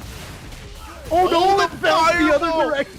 This is why he was afraid of it before, James. Yeah, that fireball bounce. It's sentient, dude. It knows, dude. It actually has a mind. It's like, you know what? I'm gonna bounce. Oh, he went the other way. Let me turn around. That is why does the fireball have bloodlust? That doesn't make any sense. What? Oh man. Oh. All right. Let's see if Schenkhan can stay alive now. Match point for Filipino champ. Oh, the dive kicking in past those extended limbs. Tried to backdash right there. Got clipped in the process. Oh, I think it's a safe jump. Oh no! It was a safe jump. He just got pressing a button as soon as he landed, because that's where the counter hit came out. Right, yeah, because if it was like landing frames, it would have been a punish counter or something like that. So, interesting. Okay. Ooh, what? It's like the dive. Well, like I said, dive kicks have terrible hurt boxes, so, you know. The yoga anvil. I do like that Schenkhan is being patient, not trying to push himself. Oh, there we go. Parry. That's sick. Yeah, Bro, I don't know. I don't know how he gets these perfect parries. Oh, okay. I was gonna say it's like only when Fchamp teleports in, but that time he did it without it. Oh, holds it. Jumps out of the situation, but Champ. The fireball messed up the combo. It changed the frame data on that hit. Oh, Schenkhan, he actually perfect parried that fireball to hold on to some drive meter. Just hold it. Yeah, great job, but he still gets caught reaching in the end. That was some really disciplined and solid defense. Fchamp, though, made the most out of that level 2. Got him in blocks and was still able to mix him up after the fact. Man, that was an impressive showing from Schenkhan, though. That close was so clutch. Like, if he had won that round, like being able to perfect parry that fireball so he didn't burn himself out, and then doing again with the fireball, and then holding it on the because he gained some of that drive gauge back to hold it and absorb the whole level 2. He was at like 2.5 bars after that. Like that was so good. And but again, Fchamp, I mean, just did better, you know, as good as Schenkhan was. Fchamp shows why he was one of the best players out there. So Schenkhan had to make so many right decisions and like execution demanding things too. Like if he parried that fireball at the wrong timing, he was gonna burn himself out. He had no more drive meter to risk like a non-perfect parry. So he made a lot of clutch decisions. Really dope in the end there, but Fchamp, bro, you give him that opportunity to mix you up. We know this man is a Marvel Evo champion, in addition to being one of the best Dhalsim players, right? So you know that offense is going to be as lethal as the defense is. Yeah, and don't forget, also a Street Fighter 5 top 8 Evo finisher too. So again, just like I said, he's just been such a strong Dhalsim player this whole entire time. So Fchamp is going to keep moving on. So he's going to be going up against Xiaobao next. So that'll be really interesting. I got to imagine Xiaobao wouldn't play the JP against Fchamp. He's probably going to go with the Cammy. But before we get that, it is going to be BruceCuervo going up against High Score. All right, BruceCuervo at High Score for our last match of the round 1 of top 8. You feel me, to get into that loser's side. I forgot who's going to be facing them or once they get through that match. Oh, Ataya Lin, that's right, yeah, the other person in losers quarters. I've seen BruceCuervo here before, but I'm not familiar with High Score, actually. High Score is a player that I have. Oh, he's a Ken player. He's in the Legend as well. Okay. Nice. And actually, BruceCuervo in Legend. Okay, so we got nothing but Legends here. Dude, that's crazy. Give me the 2-touch round, bro. Let me get you the bounty, dog. I want this man to have a t-shirt. Ooh, the trade combo. Ow. Yeah, she needs like level 3. She needs a level 3. Yeah. If we can get level 3, then a 2-touch is very, very imminent. Right there, the Superman punch with the armor going through the fireball. What's a projectile to a Spartan? They got shield, punch. bro. Oh, okay. Actually, Gladius will do the job as well. Yeah, see, now I'm rooting for High Score to win this round so we can get that level 3 possibly in round 3. Right. For Marisa to get the 2-touch, you know? Yeah, and BruceCuervo would get a t-shirt out of it too. So, you know, maybe he even wants to be like, let me build meter this round so I get that sick Terry Joe shirt that James is wearing on stream right now. You know? You need a long-term strat, BruceCuervo. Ooh, there we go. Counter hit. Gonna get the link off of that. And now the safe jump turned into an empty low. He's out of there. But again, very hard to link off of cross up EX Tatsu. But the jumping strong. Woo! Super sick follow-up from High Score right there. Even whiffing the stand fierce with a frame kill and just raw overhead to force a final round. All right, it's a real possibility now. Ooh, okay, good tech. Yeah, I don't want any like throws right now. We can't afford that. Come on, High Score. Just EXTP. Just EX. Oh no, that's already man. Okay, all right, fair enough. We can forget about the bounty for this round. Let's see how they play it out. Yeah. We got. This is 3 out of 5. We got more games coming. Definitely got plenty of chances. Oh, he Inner tried to go for the ropes. shoot him grab. Yeah. Yeah. What an. Oh, dude. Okay. Not discouraged at all. Yeah.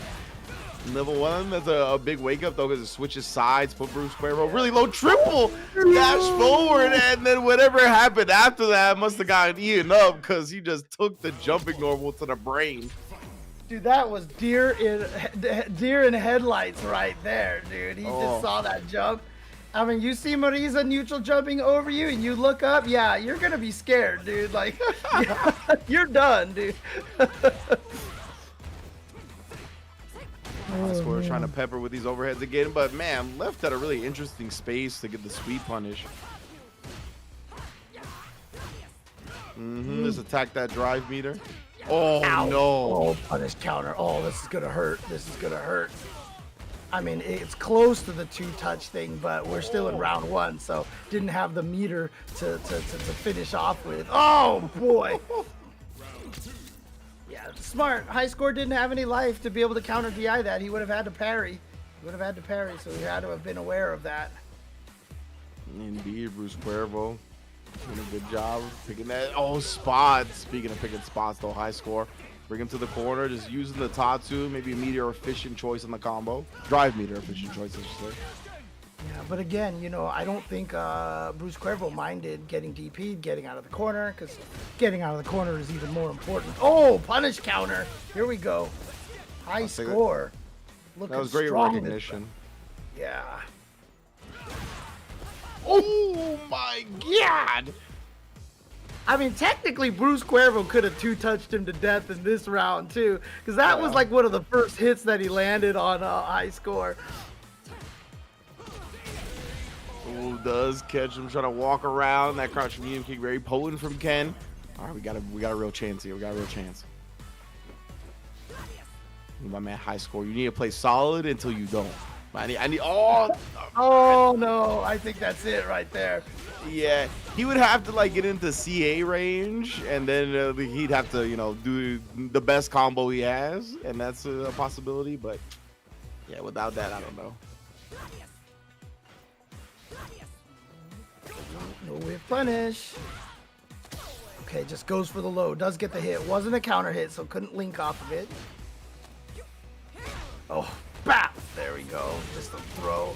Wow. Okay, so high score now. Finally busting out with this ODDP. Yeah, show him the yellow light, slow down. Oh, but off of that, gets the counter hit as well. Set up by the drive rush cancel.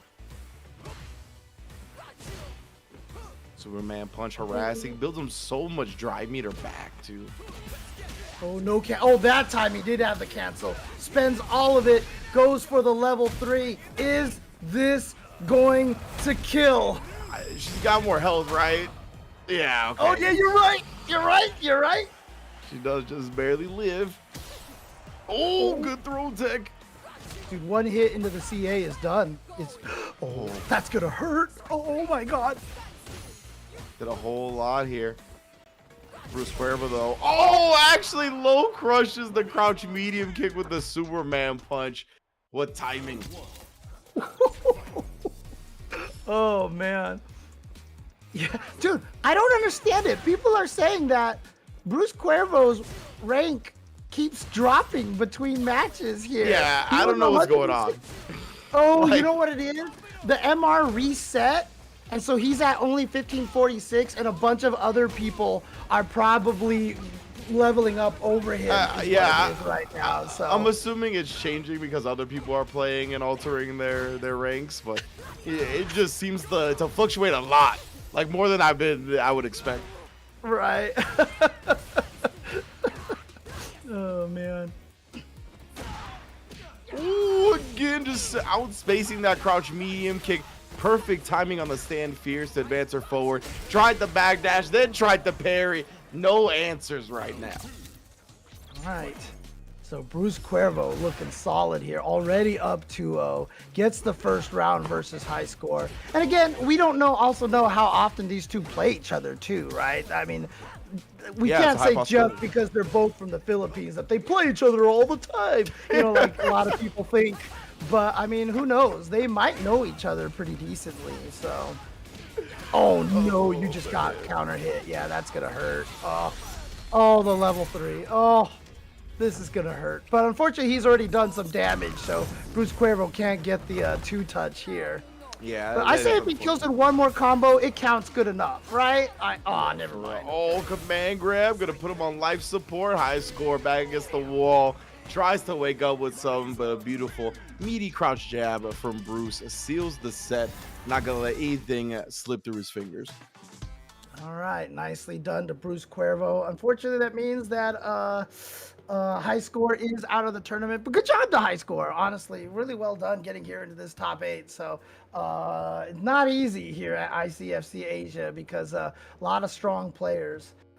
But so congratulations to him. But BruceCuervo is going to go up against Ataya Lin, and so it sure enough is going to be in the quarterfinals on the loser side, a Taiwan versus Philippines affair going on here. Indeed, on both sides of the quarterfinal, Xiaobao and Fchamp, Ataya Lin and BruceCuervo. Going to be a very, very good quarterfinals for the loser side of things. For the winner side of things, we have Roxas32. And unfortunately, we were informed that after Pedro defeated Xiaobao, real life duties called and he had to exit and could no longer play in the tournament. So Roxas is going to be into the grand finals. He's big chilling. And yeah, that's a nice little buy. But we do have 31 codes remaining still. Ooh, nice job, everybody. Yeah, we're definitely claiming the codes at a nice little tempo speed here. So we just need 31 more. Again, exclamation point Matcherino, whether you're in Nintendo Media, James's chat. I don't even know if my chat's live, but whatever chat you're in watching this, exclamation point Matcherino, and you'll find the link to claim the code. Shout outs to ET Go Ham. I've been starting to recognize that name now more with the Stone Cold avatar. Always a big fan of that. Oh, nice. Okay. I think that's Toffs. I know that. That's how he pronounced it. I think he told me at Evo Japan one year. Lawrence Ish, Green Warlock, Hainzu now in here, and the only Muti or the only Moot. I'm not sure. You'll have to tell me. But there it is. Xiaobao, as I said, predicted, going with the Cammy versus the Dhalsim. Let's go. Makes sense, right? Cammy has ways to kind of give Dhalsim some problems with the way he wants to keep the character out. Obviously, quick spin knuckle can make him think twice about the projectiles, dive kick, maybe throw off the anti-air timing a little bit, and just catch you when you're extending the long-range limbs as Dhalsim, more so than I think thwarting anti-airs. Yeah, and then of course, when she gets a level 3, it gets just really scary for Dhalsim. Yeah. Here we go, corner pressure again. Fchamp jumping out of the corner. I swear he just has like some sort of psychic ability to jump out of the corner every time someone goes for the throw. And Dhalsim is one of those privileged characters, right? Where if you have the confidence to jump on the wake up, you can commit to the drill as soon as you do and actually punish those throw attempts rather than like somebody that just holds up forward and then gets DP'd as they try to get crosscut. Right. But Fchamp right now, yeah, the drive impact, the reset into the meaty Yoga Flame. Xiaobao had to wake up with a super right there. And maybe the level 2 would have worked. I actually don't know. Level 1 obviously would have lost the projectile. Yeah, I mean, literally, Fchamp was cooking at that point because that was just getting burned all over the place. Level 2. Oh, ow. Oh, and then Xiaobao tried to go for it. You saw the hooligan feint. We actually don't see that a lot. Like, it's such a cool tool, but because the hooligan is not as strong as I would have liked in any case, the hooligan feint is something that you very rarely see. Oh, there's the mix. Ooh, and you gotta go for the EX one every once in a while too, because the EX one gives you the big follow-up. Oh no, I thought Xiaobao was gonna block. Me too. I couldn't tell that he had committed to an animation before the super, but apparently he did. Oh. Yeah, so Xiaobao eats that super. Fchamp trying to go up 2-0 here. He says, you know what? Uma may have defeated me last week, but, you know, I'm not going to let anyone else from Taiwan take me out here, so. Oh, what a parry clutch right there from Fchamp. Obviously, a drive impact back would have been a bigger reward, but you got to go with what's going to work in the moment, where your brain reacts with the fastest. Ooh, that's actually not a bad trade. You got a chance to walk Fchamp a little closer to the corner while Fchamp was on the ground, but Fchamp now is just all over Xiaobao. So Xiaobao needs some crazy comeback. I mean, the burnout is almost there, and he just got a punish counter. That's actually gonna drain some. It is a burnout. Oh, this is so scary. Oh, does manage to get the teleport out. And yeah, I said there's gonna be plus and burnout, right? -2 without it. What a tech!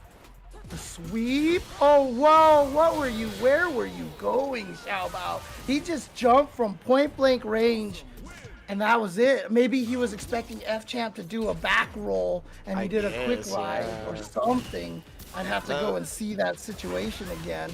That's where my head was at too, and I couldn't even recall if he did like quick rise or like normal get up or back get up, whatever it was. But very strange. Whatever it was, he committed to a button, and that means your landing frames are exposed to getting punished. Fchamp did exactly that, and right now, my goodness, he's just blowing hot fire, bro. That's all he needs to do. What happened? I mean, this is looking like a frustration from Xiaobao's side. I mentioned earlier that Xiaobao usually likes to speed run his matches, but that round was Fchamp speed running. My man, Fchamp just said, "Lay down the beat. I got some bars for her." Oh, nice. There we go. Like I said, gotta have those juggles on deck. Wow, sweeping from close. Fchamp thought it was going to go to the other side. Ended up walking into that, unfortunately. Good old walk of shame. Xiaobao still in it. Oh, goodness. But not a good start here. That combo conversion from so far. He dropped his teleport input, I'm pretty sure. And Xiaobao looked like tried to punish the landing frames. Didn't have the timing for it. So now Fchamp, huge reward off that. Oh, man. What a lead for Fchamp, and when Dhalsim has a lead like this on you, it's so discouraging. You can see it. Xiaobao going for round drills, just trying to do all sorts of crazy things. The frustration is setting in for Xiaobao, and again, like a missed dive kick or something, and it looks like Xiaobao just left real fast. Failed to collect the spectating data. Okay. To quote Lee Chung, that was a demonstration in my favorite fragrance, Desperation by Capcom. Like, my man Xiaobao was desperate at the end right there. He was sick of playing against this Dhalsim, sick of being kept out. He was just trying to kind of roll his way in however he could, whether it be with the spiral arrows, whether it be with drive rushes, something to make up this distance. But Fchamp is too clean, and that's what's so frustrating about playing somebody that's that good at Dhalsim or Guile or these characters that require or that try to game plan around keeping you far away, is that you actually need a whole lot of patience to get in on them without sacrificing too much life, right? Because if you're just face rolling in, by the time you get in, I mean, you literally have to guess right every single instance in the rest of the round, because if you don't, then you're like a normal away from dying. Yeah, and it's tiring. When you're fighting against the Dhalsim, you can play the first like 3 matches and just be so patient and playing so well. But by the time you get to that 4th match or 5th match, you're just like, I don't want to do this anymore. You know, like you're just like, I don't want to play like this anymore because I can do it, but I'm just so tired. And your brain just starts to fall apart. It's a lot of work, honestly. It is. I think it's something that's very relatable to all fighting game players. Like, even if you don't play against Dhalsim on the regular or don't play against like some keep away character, I feel like everybody has gone or has had the experience where they're like, all right, I'm gonna go play ranked and practice this certain thing. And then you run into players that frustrate you, and immediately you're like, I don't care about practicing my thing anymore. Like, I just want to like face roll. I want to kill this dude that keeps just doing dumb shit and beating me. Like, you know what I mean? Like, that's the same thing when you're fighting a keep away character like that. Like, you can start off with a game plan in mind. You're like, I'm going to be patient and all that. But sometimes it's easy to fall down the frustration hole. Dude, I'm laughing because you're calling me out right now, right? We've all done it, man. We've all been there.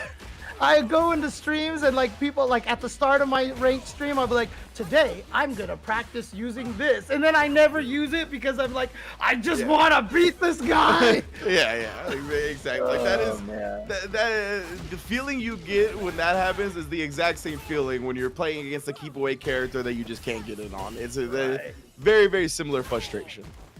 And look at this, BruceCuervo is trying to make it 2-0 for the Philippines. It's a good start here right now. Fchamp already taking out Xiaobao. Let's see what BruceCuervo can do to Ataya Lin here. But again, Dee Jay, such a strong character, although BruceCuervo with that great first round. Yeah, both of these characters explosive. Ooh. Two of the hardest hitting, most damaging characters in the game. Ooh, and Ataya Lin perfectly outspacing the Gladius. Big punish. That wasn't a safe jump right there, I don't think. But still, not much Marisa can do. Yeah, that's what I was going to say. I was like, what is Marisa going to do, though, right? All the Marisa players in the chat are like, it was a safe jump on me. Yeah. Where's JP in the chat? I know he's gonna be mad about it, dude. Come on. To the back of the head. BruceCuervo's got the corner position and plenty of meter to bring this one back. Oh, no drivers cancel that one, but the drive impact comes through. You dead. You dead. Dead now, fam. Oh man, the extendos as well, just for some style points. No, Punk likes the tournament combos. I remember he was telling Big Bird, do the tournament combos at SFL, not here. BruceCuervo showing out. That's right, I remember that. Yeah. Dude, I mean, it's important sometimes to do the tournament combos for real, just because that way you know you can pull it out in the clutch, right? But, yeah, for sure. You know, I have seen people drop those tournament combos, so we often say, yeah, just do the simple thing, because it is the right thing to do a lot of times. Yes, look at the chain waving in the wind. While her stoic expression takes Dee Jay off. That's what I'm talking about. I actually really love that. Go win pose. That's my favorite win pose in the game. JP's got a really good one too with the step over the face and all that. But like straight, like actual in screen, nothing beats Marisa. Yeah. No, JP's like the first time you see it, you're like, yo, that's cold, you know, like for sure. But Marisa, yeah, I just love like she's just like, let me take this worthy opponent and give him a proper burial, you know? Precisely, bro. This is a person died a warrior's death. I respect that. Yes, exactly. There's that honor there, and it's such a cool idea. And big ups to everybody that has claimed the code. We got 19 codes remaining, so y'all are definitely claiming them up. Beautiful stuff still in losers quarterfinals. Remember, exclamation point Matcherino, but it is 1-0 to BruceCuervo. See how he deals with Ataya Lin going forward here. Oh, tried to get that stand fierce, but Ataya Lin leaving some damage on the table that time. Oh, dude. Ataya Lin standing heavy kick with punish has been immaculate this match. I mean, to actually lose the first game after whiff punishing with that like 3 times. Oh, dude. What? And then counter poking the Gladius? That was gnarly. But that's just an indication of how little that Marisa needs to hit you, right? Even with Dee Jay, who's like hitting you a bunch of times and like punish counter pain, but then Marisa just does that and you're dead. Exactly, you know. She has to be right less than you have to be right. That's one of the things that makes her strong. Yeah, I remember it was one of the World Warriors, the one that Gustavo won. And, you know, he was talking about Manon. He's like, you have to be right against your opponent so many times versus Marisa. He's just like, I'm right like twice and I win. He's like, I'm not even playing the same game. Dude. Yeah, it do be like that, man, for sure. Yeah. That's one of her strengths, absolutely. I love seeing that archetype of character in a game well represented as they are here. Right now, though, Ataya Lin, tired of being on defense, just runs away with this round. And it's looking like a perfect. Yeah. Oh, jeez. But yeah, I mean, it's one of my favorite things. Like, I know I keep saying this, and I'm sorry to all the NRS fans out there, but this is kind of what I would have wanted Superman to be like in the NRS games, you know? Just like everything looks like it hurts, and he only has to hit you twice, but somehow make it work. Like, you feel like that character would always be broken, but somehow they made Marisa work, and it's just so cool. It's true, man. I really, this game, as I keep getting more familiar with it, it's a testament to the balance team's launch balance for this game. It's really quite impressive because Dee Jay has a similar storyline where he's missing some of these things that people really find strong, like the wake up level 1 invincible reversal, the crouch medium kick, and the drive rush. But as you said before, right, he has the second highest success rate in tournaments. Like, I don't know how they do it, but it's very impressive. Yeah, I mean, I know a lot of people don't feel like the game is balanced, and I get it.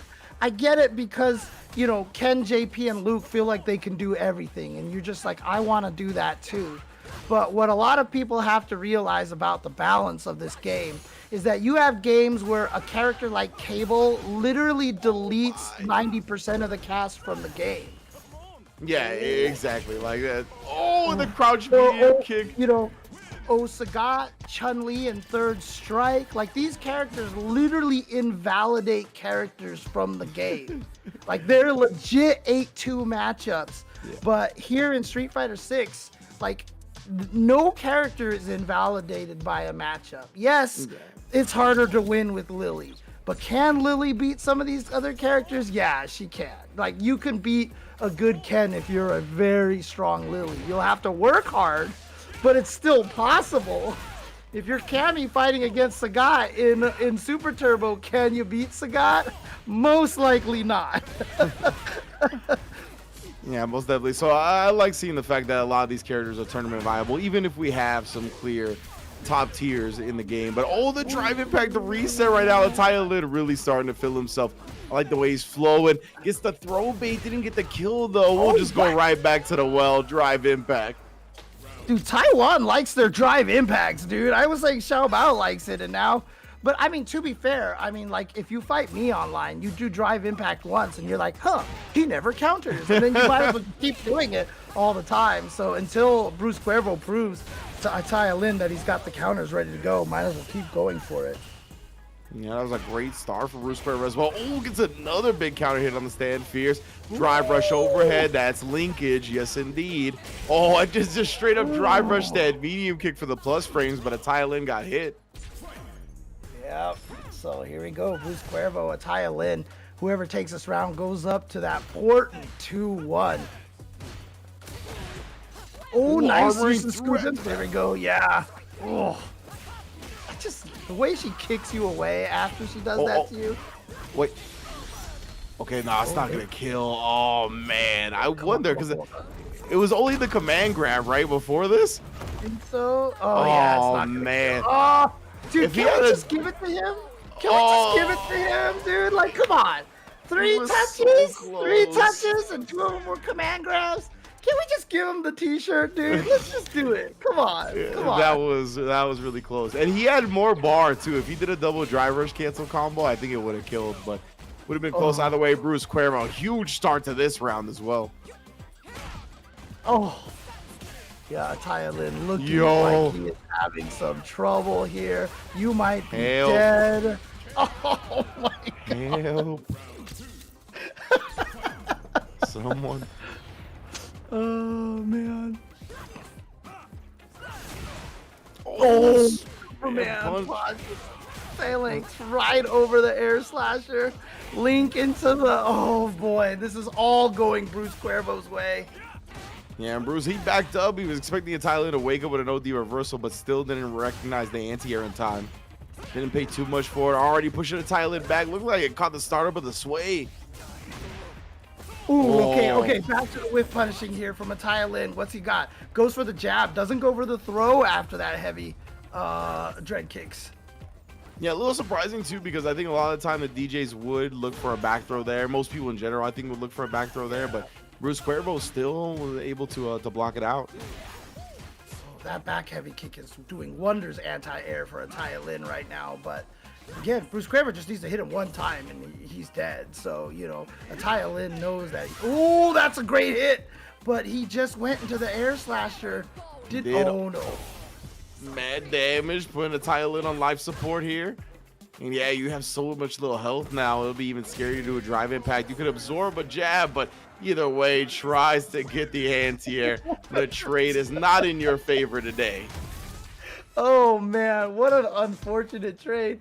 punching into the cross-up like that. But you know what? There's a hitbox on that cross-up. So great job to BruceCuervo. And yeah, the score is Philippines 2, Taiwan 0, man. I mean, Wow. I'm sure. And you know what? Filipino champ now has to go up against BruceCuervo. But you got to imagine champ can't be, he's more than proud to be able to face his countrymate here in the losers semifinals.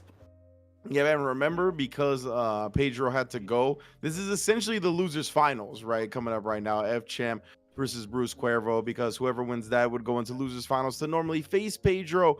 But again, real life duties called. He wasn't able to continue in the tournament today. So the winner of this is going to go to grand finals to face Roxas 32. Yeah, that's right. It's just going to go straight through. So, yeah, this is going to be a little bit quicker because we have less matches to play. So, you're right. We're going straight to Fchamp and BruceCuervo. And Yeah, absolutely. again, And not sure how much these guys have fought each other in the past, but we'll see if BruceCuervo can handle it. And again, Marisa armor damage, I'm sure it'll be kind of scary. And Fchamp is up to 41 now, so he's still grinding in the middle. And I remember Roxas 32 was the one that put Fchamp into losers as well. It was still 2 out of 3 when that set happened. And we got 17 codes left in the match arena as well. 16 live update as I'm reading this now. So yeah, thank you everybody. Get those codes claimed. Let's get into this losers essentially finals. Yeah. Look at this, BruceCuervo. And the nice thing, you'd ask yourself, like, why would Pedro just leave? Why wouldn't he let Xiaobao win or whatever? Or I forgot who he fought against. Why wouldn't he just let him win? It was Xiaobao. But you know what? He's still getting third place points. Exactly. He's still getting third place points, right? So it's still worth it for him to have done that, to get better seeding for potentially the next tournament if he has enough points, which I'm not sure. I'd have to take a look at the board. Yeah, indeed, old Fchamp able to hit the drill right on the toes of Marisa, right as Bruce tried to take his turn. Just peppering him with fireballs right now. Bruce though, got a little overzealous with the parry attempt that time. That's a nice 2,000 damage throw right there. Oh, the check from Filipino champ. Oof. Not looking good for BruceCuervo right now. And almost either means that BruceCuervo, hasn't fought Fchamp a lot and has trouble against Dhalsim, or these two actually have fought a lot and Fchamp just knows how BruceCuervo wants to play. Yeah, indeed. BruceCuervo, the power of Marisa, right? We talk about you just need to be right a couple of times, but 54-second perfect. But yeah, against Fchamp, it's hard to be right once. So good luck to BruceCuervo for sure. Ooh, just splats down as the Superman push trying to come out. Looking for, I like that little gimmick, the stand fierce into the armor, but again, Fchamp is so patient. You just see him backdash away. It almost looked like Luffy's Rose from Street Fighter 4, dude. He was just, he was disappearing, dude. Looked like Filipino man. Looked like Filipino man's Rose from Street Fighter 4, Yeah. dude. Man, escape retreat. Dude, is Fchamp working on another perfect here? He really is. Oh no. 10 seconds quicker than the last one. Look at that. Oh, this is not good for BruceCuervo at all. I need some history on this matchup. Do these two know each other at all? Or is this just BruceCuervo has no experience? Again, both from the Philippines. And Fchamp was really involved with the esports scene out there, even with kind of like on the official esports board of the Philippines for a while. So I got to imagine he knows BruceCuervo and has fought him before. Oh, BruceCuervo got a hit. Yeah, he did. I love that from Champ, though. Going with the crouch fierce or the back fierce. I don't remember the input for it, but it kind of low profiled the stand fierce attempt or whatever the button was from Marisa as an expert knowledge of a trade situation. Now Fchamp is just playing with him, as Fchamp tends to do. Yeah, Fchamp, once he starts realizing you're frustrated, and again, this is the mark of a Dhalsim player, of zoners in general, but especially a player like Fchamp, he likes to frustrate you, man. Like, he enjoys that, and BruceCuervo's got one more match over here, not quite done yet, but you know, I've seen it before. He would use Dhalsim's taunt a lot in Street Fighter 4, where he would like do the question mark thing and disappear off the side of the screen. And like you remember when he's fighting Paradigm, Hager with Magneto and just pushing him away, like doesn't care anymore. Or no, that might not have been Paradigm. That might have been that was KBR. Yeah, KBR. Straight up. Yeah, but I mean, I'm pretty sure he did it to Paradigm. He did it to a lot of hacker players. Like, it wasn't even just KBR. KBR was the most famous one, but that happened to a whole lot of grapplers, 100%. So yeah, Fchamp going back at it. I always forget that he has like the down back fierce in this game. That's like the short double fierce one. Oh yeah. Down back. Yeah, that right button. there. Got whip punish, but BruceCuervo didn't get the combo off the punish counter. Oh, he switched to modern. Someone pointed out. Oh, I didn't even notice. Indeed. Yeah. JP Fable, shout outs to you guys for pointing that out. I didn't even notice. So he's trying to go with something different, perhaps, to have the reactions with level 3s and such. But so far, I mean, look, he's gotten a lot more hits off of Fchamp than he did in the previous games. But Fchamp with the reaction, didn't get the juggle though. Yeah, left some damage on the table, and the level 2 comes out. That's why we're on modern controls. Fchamp, he gets burned out with that drive rush normal. He's got so much meter though. So scary. He can try to go for some the teleport cancel was sick. That was so good. Oh, what a reaction.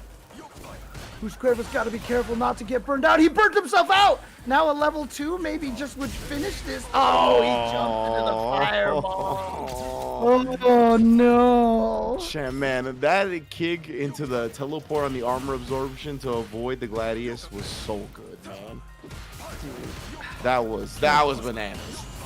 This guy's reactions, Fchamp's reactions are so good, and he gets it. Like, he just knows what the kind of things you want to go for, and he just reacts so fast. Just want to see. He let that drive rush rock for a little bit longer, it looked like, but just OD to the sky. Right, chased the jump back, actually. Just went for it. Ow, ow, fully charged. Ow, ow. Okay. He's got a level 2 again now. He's got the level 2 again. So we've got modern Marisa potential tech here. He actually does go into the air, but catches the 2-piece. What a fortunate time to go for a drive impact. Get a level 3? No. Okay. And they got caught reaching. What's up? Was that maybe a modern execution drop? Like, he just got his fingers messed up? Because I don't know how players like Shuto switch. Like, that's just insane to me.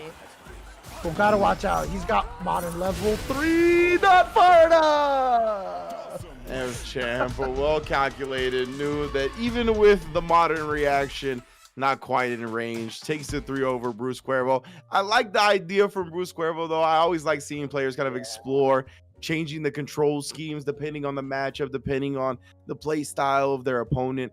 So big ups to him, man. Great showing today for sure. Top 4 finish. Looks good. Yeah, I know some people are trying to talk about Marisa's gameplay style. I just typed in the chat, but Brawler is how a lot of people describe Marisa's style. Like, Abigail is more brawler than grappler, for example, as well. You know, these characters that they're just trying to damage you, you know, they're just trying to hit you with the big moves and everything. So, but yeah, as we mentioned, Pedro just DQ'd himself after he took out Xiaobao. And then, as you can see over here, Fchamp then is going to move on, go straight to the grand finals. Like I said, as soon as he went down to Roxas at the very beginning of this tournament, I said I wouldn't be surprised if Fchamp made it all the way back out. Here he is. He has to go up against Roxas, the man who actually sent him to losers. And we'll see if Fchamp can get revenge. But before we do that, we are going to go to a quick break. When we come back, it'll be grand finals. And also, we've got 11 codes remaining. So during that break, you know what you're supposed to do. You know what you're supposed to do. Be right back, guys. Imagine you at your local, and then disaster strikes. Help! I've fallen into losers and I can't get up. Combo alert! Have you ever been about to stomp some scrub when your custom-built jank box craps out on you? Isn't it time you got something official? The Quanba Obsidian 2 has full PC, PS4, and PS5 functionality. The Obsidian 2 has a unique storage compartment. Another stick, or cord, or burrito? Can't keep your other peripherals on your table or lap? The Obsidian 2 has a comfortable, non-slip surface. And the Obsidian 2 features top-of-the-line Sanwa parts. Head over to QuambaUSA.com now to purchase your Obsidian 2.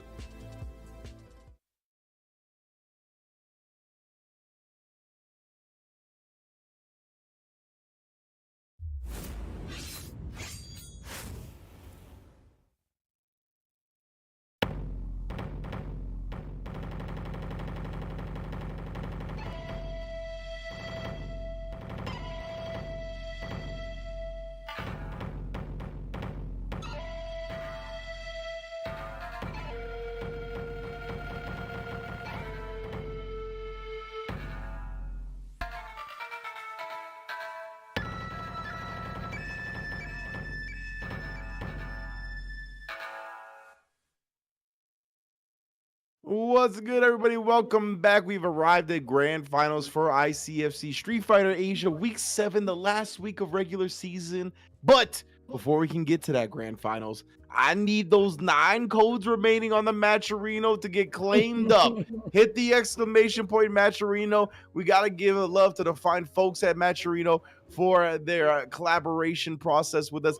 Good one, of course, with that $5 direct contribution, in addition to the $100 put in by Quamba. They've all gone above and beyond. All we need now is 9 of you remaining that are viewing to claim these codes. Now only 8. We just need it going down. I like it. You can see it live and in full effect. Yeah, and to be fair, we have 2 less matches. So, you know, you guys did good, but we can get through the rest of them before we get to grand finals. Ooh, Nyanza Buro with a $5 direct donation as well. Thank you, Nyanza Buro. And then, of course, just waiting for only 7 more codes, guys.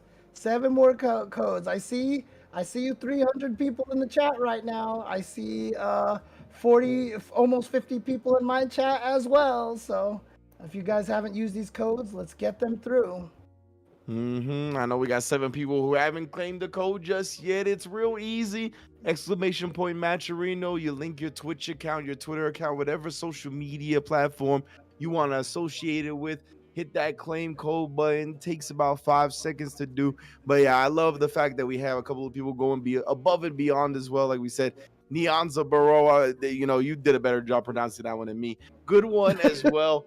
Holding it down, like seeing it. 6 codes live and in full effect. We're seeing it trickle down.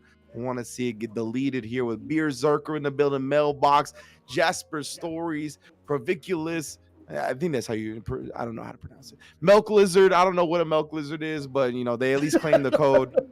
So you better than most lizards in my book because of that. Oh, man. And yeah, we just got ABA Arvald in here.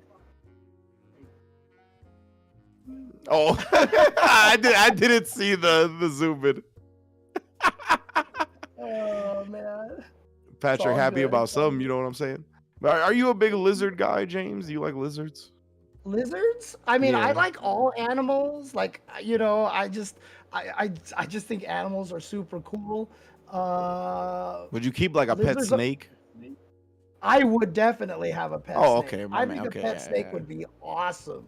And I've seen like videos, like there's this one like girl who has like an Instagram, and I know this sounds like it's going the wrong way, but like she has an Instagram where she basically has like a lizard, and she's trained the lizard to do tricks and stuff like that. It's actually really cool. I gotta check that out. I got you that. I'm a big lizard guy myself. I want a bearded dragon in the future. So we got two more codes claimed up. Justice Lemon, which that sounds scary enough. And here C310, big ups to y'all. We only got 4 codes remaining to go. And I'm telling you, we're not getting to this grand finals till these 4 codes remain. Get deleted, you feel me? So click those claim codes. Sooner we get that done, sooner we get to the match. And I say this every time. If you're reluctant to try to make a Matcherino account or anything like that, look, one of the best things about it is once you create that account, you can use all of your other accounts to log in to make it super easy. But that also allows you to support not just this tournament, but support all the tournaments that use ICFC. I mean, not ICFC, sorry. I mean, you should support all the tournaments by ICFC, but all the tournaments that use Matcherino. Once you create one login, it's very easy to just create to always support these tournaments, and it costs you nothing. So across all the tournaments, can you imagine helping, get players prize money for, week after week, month after month, at no cost to you, supporting these players out there? It's totally worth it. Most definitely. Pravi with the coupon code claim as well. So we got 2 more to go. I just keep thinking about this Patrick avatar now, bro. SpongeBob is truly evergreen, son. Like, it is wild how significant it's remained in pop culture. 1 more code to go. Tropical Punch. Let's go. In the building. That's a legend right there. Been around the block for a hot minute here in the FGC. Sure. We got Uno one mas. more, bro. Uno mas. Who will be the chosen one? Who will it be? Claim it. Claim it. Trying to will it into existence. Yeah, the drum roll. I'm doing the drum roll here. Do you want me to die by never? Oh, there we go. Teep Kick is the chosen one. Thank you, Teep Kick. And he has helped us get through all the codes, just like you should be getting through all of the 10-0 merchandise over here. You see the officially licensed Street Fighter merchandise. Ooh, and now we have the officially licensed Guilty Gear, Tekken, and King of Fighters merchandise, like my Terry and Joe shirt that I am wearing right now. And of course, we got the Tasty community stuff. Steve. Avoiding the puddles, Sage and Majid Obama, Justin Wong. Support your locals, ICFC, 10-0 Media, all on the QR code or 10-0.gg/merch. Oh, you said that fast, dude. Shout outs to Connecticut's as well for all of their great statues. The Chun-Li there was actually designed by Stanley Art Germ Lau. If you know him, he has done a lot of work in the fighting game community, even doing some of the artwork for like Third Strike Online. I believe that's all of his artwork, all the new drawings over there. He's been involved in the fighting game community for a very long time, a really, really prolific artist out there. Check out Connecticut's.com. Yeah, boy. What's up next? The Intercontinental Championship, ICFC NA, EU and Asia, Team Can Opener, Team Tampa Never Sleeps. They're going to meet in an alley somewhere and battle it out to decide who's the strongest weekly of Street Fighter 6. More announcements coming soon. 10-show.gg/ICFC. And you know where to sign up as well. Let me get the next slide. 10-show.gg/ICFC. You're going to find all the links to the Star GGs where you can sign up for NA, EU, ME, and Asia, whether it be Tekken 7 or Street Fighter 6. And IKFK can also be found there. In addition to these beautiful social media destinations, 10-0 Media at Twitter, YouTube, and Patreon. It's Grand Finals time. All right, let's do this. It is time for Grand Finals. Fchamp, can he win his 4th ICFC? And can he do it with a set with 1 second left on the timer in the winning round? Or can he win a game where a double KO occurs? Or win a round from only 2 touches? Probably not Dhalsim. But Luke, maybe. No, maybe. We'll see. All right, here it is.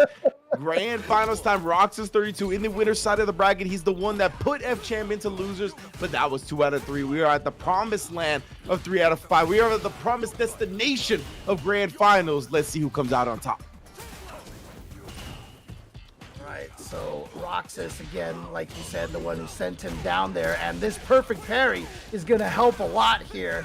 He has taken a little bit of damage. Oh, whoa, where are you going, Luke, dude? He's trying to take himself to Memphis right now, dude. He was just running all over the place. Oh, man.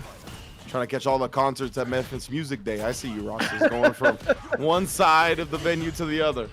Oh, what? Fchamp went to perfect parry into perfect parry? What was he trying?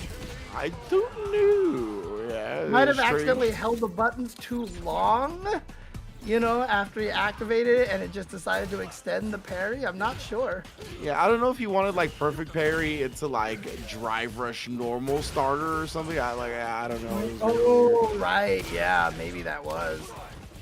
Ooh, but here we go. Rocks into the corner. But again, why does Fchamp jump every time you try to meaty throw him, dude? Like, So it's good. amazing.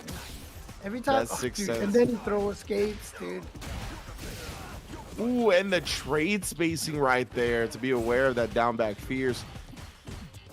Perfect button to press in that instance. Oh, the respect being shown right now. A lot of discipline from Fchamp. He wanted that drive reversal. Boy, it got to the other side. Oh, what he a was DP. ready. Champ though. Drive reversals. But Fchamp was burned out, so that thing hit him out. Dude, you can't see Ringe's face right now. I can see Ringe's face, dude. His mouth was agape, dude. Oh, he got his ass with that one. That was pretty good. I was not expecting that. Yeah, stuck in the air. It wasn't much for Fchamp to do. He would have had to react with like a teleport to dodge it. That was tough.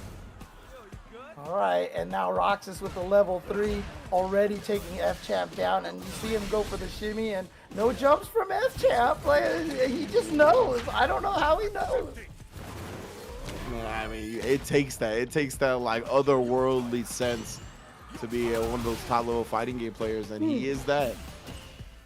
There's that OD Sandblaster, which is so good at just piercing right through everybody's projectiles. Roxas now needs to find a way in. Oh, that's a way in! Just flashed again. And He again. jumped. He jumped when he tried to throw. How does he know? How does Fchamp know? And he knows when you're gonna switch it up between like raw throw and like tick throw, like he did there. Champ, just so good, man. And we talked about it. Like Dhalsim, because you have that drill accessible, he's one of those characters that can make you seriously pay for going for throw. You don't just get to go for throw and then DP him on the other side. Okay, Roxas now. And again, Fchamp, I mean, maybe the 2 out of 3 just wasn't enough for Fchamp to get the read on Roxas. But like I said, he's so good at adapting to people that maybe, you know, here on the winner's side, he's like, okay, I know what I did wrong. I know what you like to do. I'm ready. But nobody's ready for raw drive rush from Luke, dude. I swear. And Roxas, he's switching it up now too. He's showing a lot more meaties. He caught a backdash. He caught a jump out. And now he's trying to stop getting drilled, but just as he thinks he's conditioned Fchamp, Fchamp uses that against him and takes to the sky one more time. Wow. He just knows. Somehow, he just knows. Maybe Fchamp is from the future. Maybe F stands for future this whole entire time. You know? And he came from the future, so he stole the sports almanac. He just knows, dude. That is crazy, man. Oh, and then like right there, setting him up to go for another throw. That time defensively. Nice job. Yeah, okay. he's got to stay persistent, right? I want to see like the spacing traps, the frame traps, just stuff that's not gonna allow Fchamp to jump for free. Oh no, the driver's jab gets dodged. Fchamp gonna pepper on the damage with that super. Take away that drive gauge. He's trying to parry up to survive. Oh, the flash knuckle, no punish. Too far. Oh, wow. Just a back medium kick on wake up. Check against Roxas. And now Fchamp. Remember, he's in the loser side. He has to win 2 sets of 3 out of 5. But he's starting off quick here with this quick 2-0 over Roxas so far. So Fchamp might be trying to speed run his way through this. Yeah, it's definitely looking like that right now. Roxas not gonna let him yoga float for free. He does get burnt out though. Yeah, this is dangerous. And now, yeah, you don't have access to that drive impact off into the corner. Your opponent can relax a lot more. And Fchamp, I mean, so composed. And again, you know, this is later in the tournament here. It's maybe Roxas, you know, who had that mental fortitude the first time, you know, when they fought. Maybe it's a little bit later and he's just like, I'm hungry, I'm tired, I want to go get dinner kind of thing, you know? Yeah, we mentioned before. Yeah, Both fighting as Dhalsim and against Dhalsim, you need that mental cardio.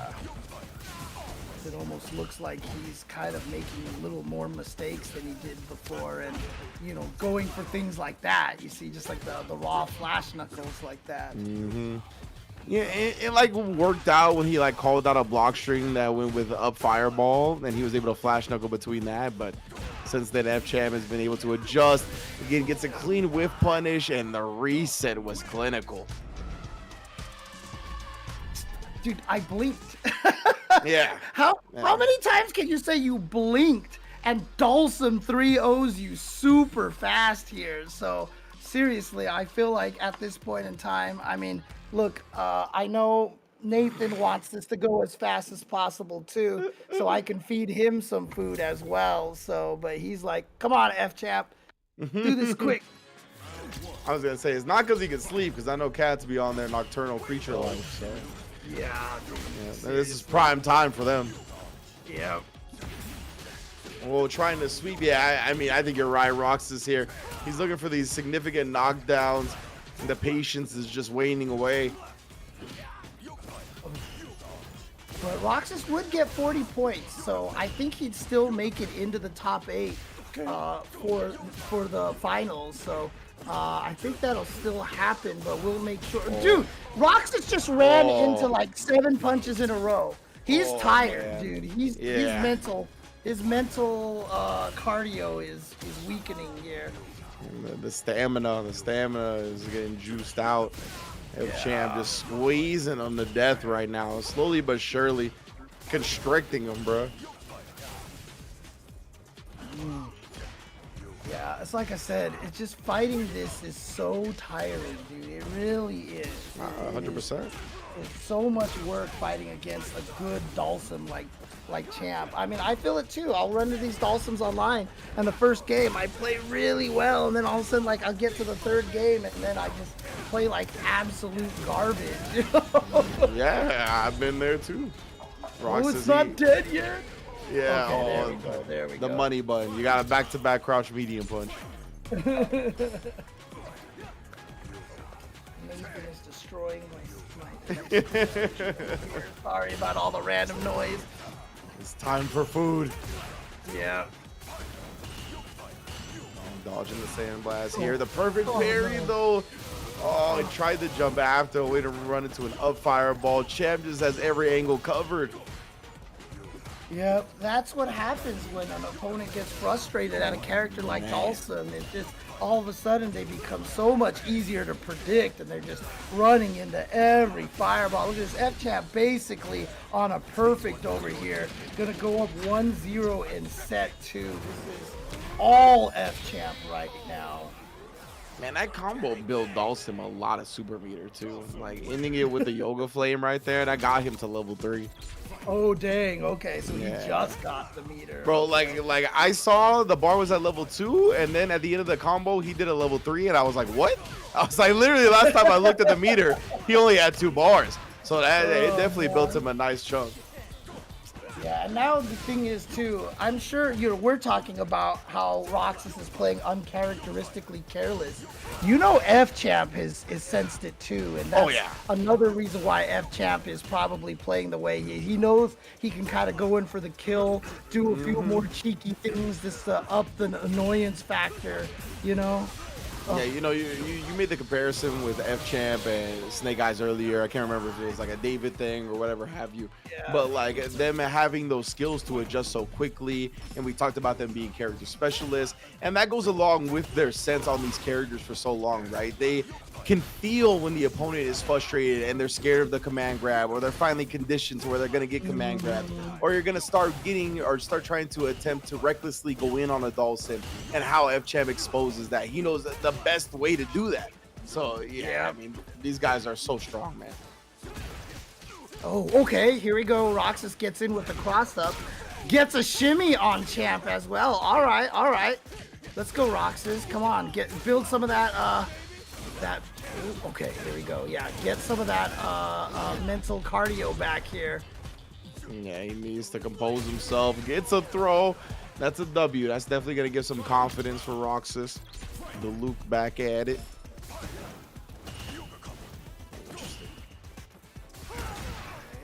Oh, jeez. getting heavy punch right when he threw the OD Sandblaster, dude. Oh, man. Yeah, I like that. Yeah, just get Luke off of you. Don't let him take advantage of those plus frames on the charge flash knuckle. Fchamp burned out, though, and now Roxas, you can see how he's like, I just want to take advantage of this burn. Oh, and then an execution error? Yeah. Oh, man. When you're in a position like Roxas is right now, where your mental game, you're already hanging on by threads. To get a significant hit like that and to leave damage on the table because of an execution error and lose the game subsequently, I mean, you need a real world champion mental fortitude to bring this one back. So congratulations to Fchamp for taking it. Yes, this is gonna be tough. He can do it, but man, I mean, if I was in that position, oof. I'm trying to help Roxas here. I'm trying to commentators curse Fchamp right now. So congratulations to Fchamp. You are the ICFC 4-time Season 2 winner. Okay, here we go. Let's go. Okay. Oh, nice throw bait from Roxas. Starting to cook now. Oh, and yeah, I like the delayed jabs, catching Fchamp out a little bit. Again, Fchamp, he's actually looking a little frustrated right now. Can't pick the right answer, but just as I say that, find some reprieve. Oh no, the burnout. Now it's time for Fchamp to party that yoga anvil, the teleport out of the corner. Do you know how long Fchamp has been doing that? Throwing a fireball and seeing you jump over the fireball and teleporting to the other side of you. He has been doing that since Street Fighter 4, dude. That was like one of his favorite ways to get out of the corner. Oh man, and picks up on the habit of Roxas parrying when he sees the fireball drive rush, just throws him for it. Oh, nice. Okay. What a reaction. Roxas's DPs have been so on point tonight. Again, though, the down bag fierce, and that's big damage. Cashes out to the level 3. Is going to put Roxas desperate on the drive meter, low on health. This is rough. Oh, yeah, this is a tough situation. And honestly, if Roxas had been playing stronger for the last 5 games, I think that maybe he could do something. But this is a start here because this is going to hurt a lot. And he has Fchamp burned out. So what can he do in this situation here? Indeed, he's trying to bully him up, take advantage of those burnout plus frames. He's doing so. Teleport to avoid the drive impact. That was sick, but Roxas gets the throw bait. Man, Fchamp was just ready for it. He's like, look, I'm Dhalsim. I've got other ways to avoid this drive impact, okay? And that was super cool. All right, but Roxas here with a round. Can he stave off defeat? He just needs to win 1 round, and that's how you make these comebacks. Oh, boy. Oh, boy. The perfect parry. And you can see Fchamp just trying to drain as much drive gauge as possible. And he gets what he wanted to do, which was to burn Roxas out. Oh, the back heavy punch. He burned them out by low profiling a drive rush normal, too. That was wild. Oh, gets the cross up. Fchamp combos into the level 2 to take the grand finals. 6-0 fashion. Oof, here we go. Here we go. Just boy. Like that, dude. It's just it. That's just it. So that was so much faster than I thought. I thought there was 1 more round. No, man. So much faster than I thought. I really thought there was 1 more round. Okay, I'm tired. All right, I'm telling you right now, I'm tired. So I was like, here we go. Final round. And then I see myself on the screen. I was like, wait a second. It's over. Also, I'm tired. I apologize that, but there you go. Fchamp with the absolute 3-0, 3-0, 6-0 reverse beatdown. Roxas, who sent Fchamp to losers, but then in the grand finals just looked like he had no answers at all. Shout outs to Fchamp, dude. Shout outs to Fchamp. Absolutely, man. One of the best in the business when it comes to fighting games. Able to take, you said, his 4th ICFC Asia, right? Since he had been out there in the Philippines, he's just been racking up the W's. So big ups to the man for sure. I like the showing from everybody tonight. Obviously, Roxas is the one that put him into losers. Hopefully, we see him back in the future. Always a strong showing. For those that maybe tuned in late, Pedro did win his winner semi set. Then the duties of life called to him. Wasn't able to complete the rest of the tournament. That's why you see the DQs in the bracket graphic. But yeah, big ups to Champ, man. We knew even when he gets set to losers before top 8, you can't count him out when it comes to winning the tournament. Yeah, I want to see now, do we have an updated points bracket? Because this will tell us who's the top 8, who has made it into next week's finals. Or is it next week? Someone from production, let me know. I don't want to make a mistake here on the schedule for that. I know that NA couldn't happen today because of like some maintenance, some Right. Street Fighter maintenance. So like we might get a little weird with the finals and whatnot because I think they want to do week 7 for NA next week. So who knows if we're gonna try to like line up the finals and whatnot. We'll get the info soon. All right. So yeah, I just want to see who's in there. But again, we have our top 8. We'll figure it out. We'll get that results to you. If not now, then make sure you follow twitter.com/tennomedia. They'll post it up there at that point. And again, it's all these players here from Asia so strong, and I've really loved seeing this and seeing a lot of the players do well. Some players like literally showed up and never showed up again. Like Liang Liang's Blanka from China. I always wondered what happened. He came out one week, got second place, and beat up everybody, and then he just disappeared again. But you know, I would love to see a lot more of the East Asia players come out and compete in this, you know, get some of the Korean players in here as well. Or would Korea qualify for this one? I believe so, yeah. So sure. I would love to see a lot of, and they do say, I think it is, next week will be a break, and then the week after that will be the finals. So there you go. So okay, so good looking out production. Oh, wait. I think we might be getting the standings. Bam! There they are. Nice.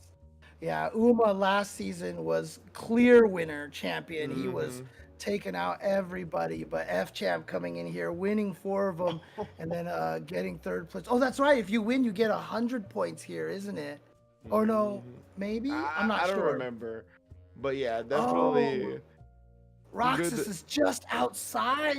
Yeah, Pedro as well. Pedro, who actually could ended up DQing after the 3rd place finish. If he would have got 2nd, I think he would have been able to sneak in. But just 2 points shy. That's a heartbreaker for him for sure. And I think Roxas. I think that's the other Roxas too. So maybe I don't know. I'm not sure. No, this is actually the Roxas we saw tonight. Okay. The points from getting 2nd place put him up to number 10. But of course, if you're unfamiliar, this is the final standing. So we're actually taking the top 8 players for this to put them in the ICFC Asia finals. So yeah, that cutoff is the Daikoku at 100 points right there. So from Daikoku up are the players you're going to be seeing. Those top 4 are going to be starting in the winners bracket side of things. Fchamp, Uma, Xiaobao, and Jay was sitting pretty with Seo, Book, Ataya Lin, and Daikoku to join them. Oh, poor Pedro. Like you said, man, he had to DQ himself. Heartbreaker, if he could have gotten 2nd place, he would have made it in. But you know, that's life. Life comes at you fast sometimes. So you know, unfortunately for him, he's not going to make it unless somebody drops out, of course. But otherwise, this is the standing that we've got here. So shout outs to all the players here. Really excited to see this in a couple of weeks. That should be a lot of fun for everybody to watch. Yes, this is my cat that I'm petting over here because he's fat and spoiled right now. Yeah, I'm talking about you, cat, dude. Definitely popped off. I heard him. Yeah, dude. Like his head just went up when he was like, "What, fat? What?" You know. I mean, I'm not one to talk. Let's just put it that way. But still, you know. Right. If we can't call our pets fat, then who can we call fat? You know what I'm saying? I'm right there with you. My dogs are definitely mad spoiled. So glad to see you spoiling your pet, James. I'm gonna go spoil my pet. Hopefully, y'all all do the same. Well, Mother Base, is there something else to take care of? Okay, we're good. Oh, So okay. thank you everyone once again for joining us for ICFC Asia. This was week 7. This is the final week of the regular season. We're gonna have a week hiatus and come back with the finals once we've wrangled everybody. Thank you for joining us for another brilliant season. Me and James have been holding it down. My partner in crime when it comes to the DJ now or Street Fighter 6 commentary. James, you got anything left to say before we get out of here, fam? Just keep playing those fighting games. It doesn't matter which fighting game. Just keep playing them, dude. They're all so good. They're all so fun. We've got Tekken on the horizon. We just got a cool new trailer today for that. So yeah, just there's so many cool things on the horizon. Let's keep growing the FGC, and thanks everyone for watching. And there's no better sentiment to leave y'all with than that. So until next time, be good.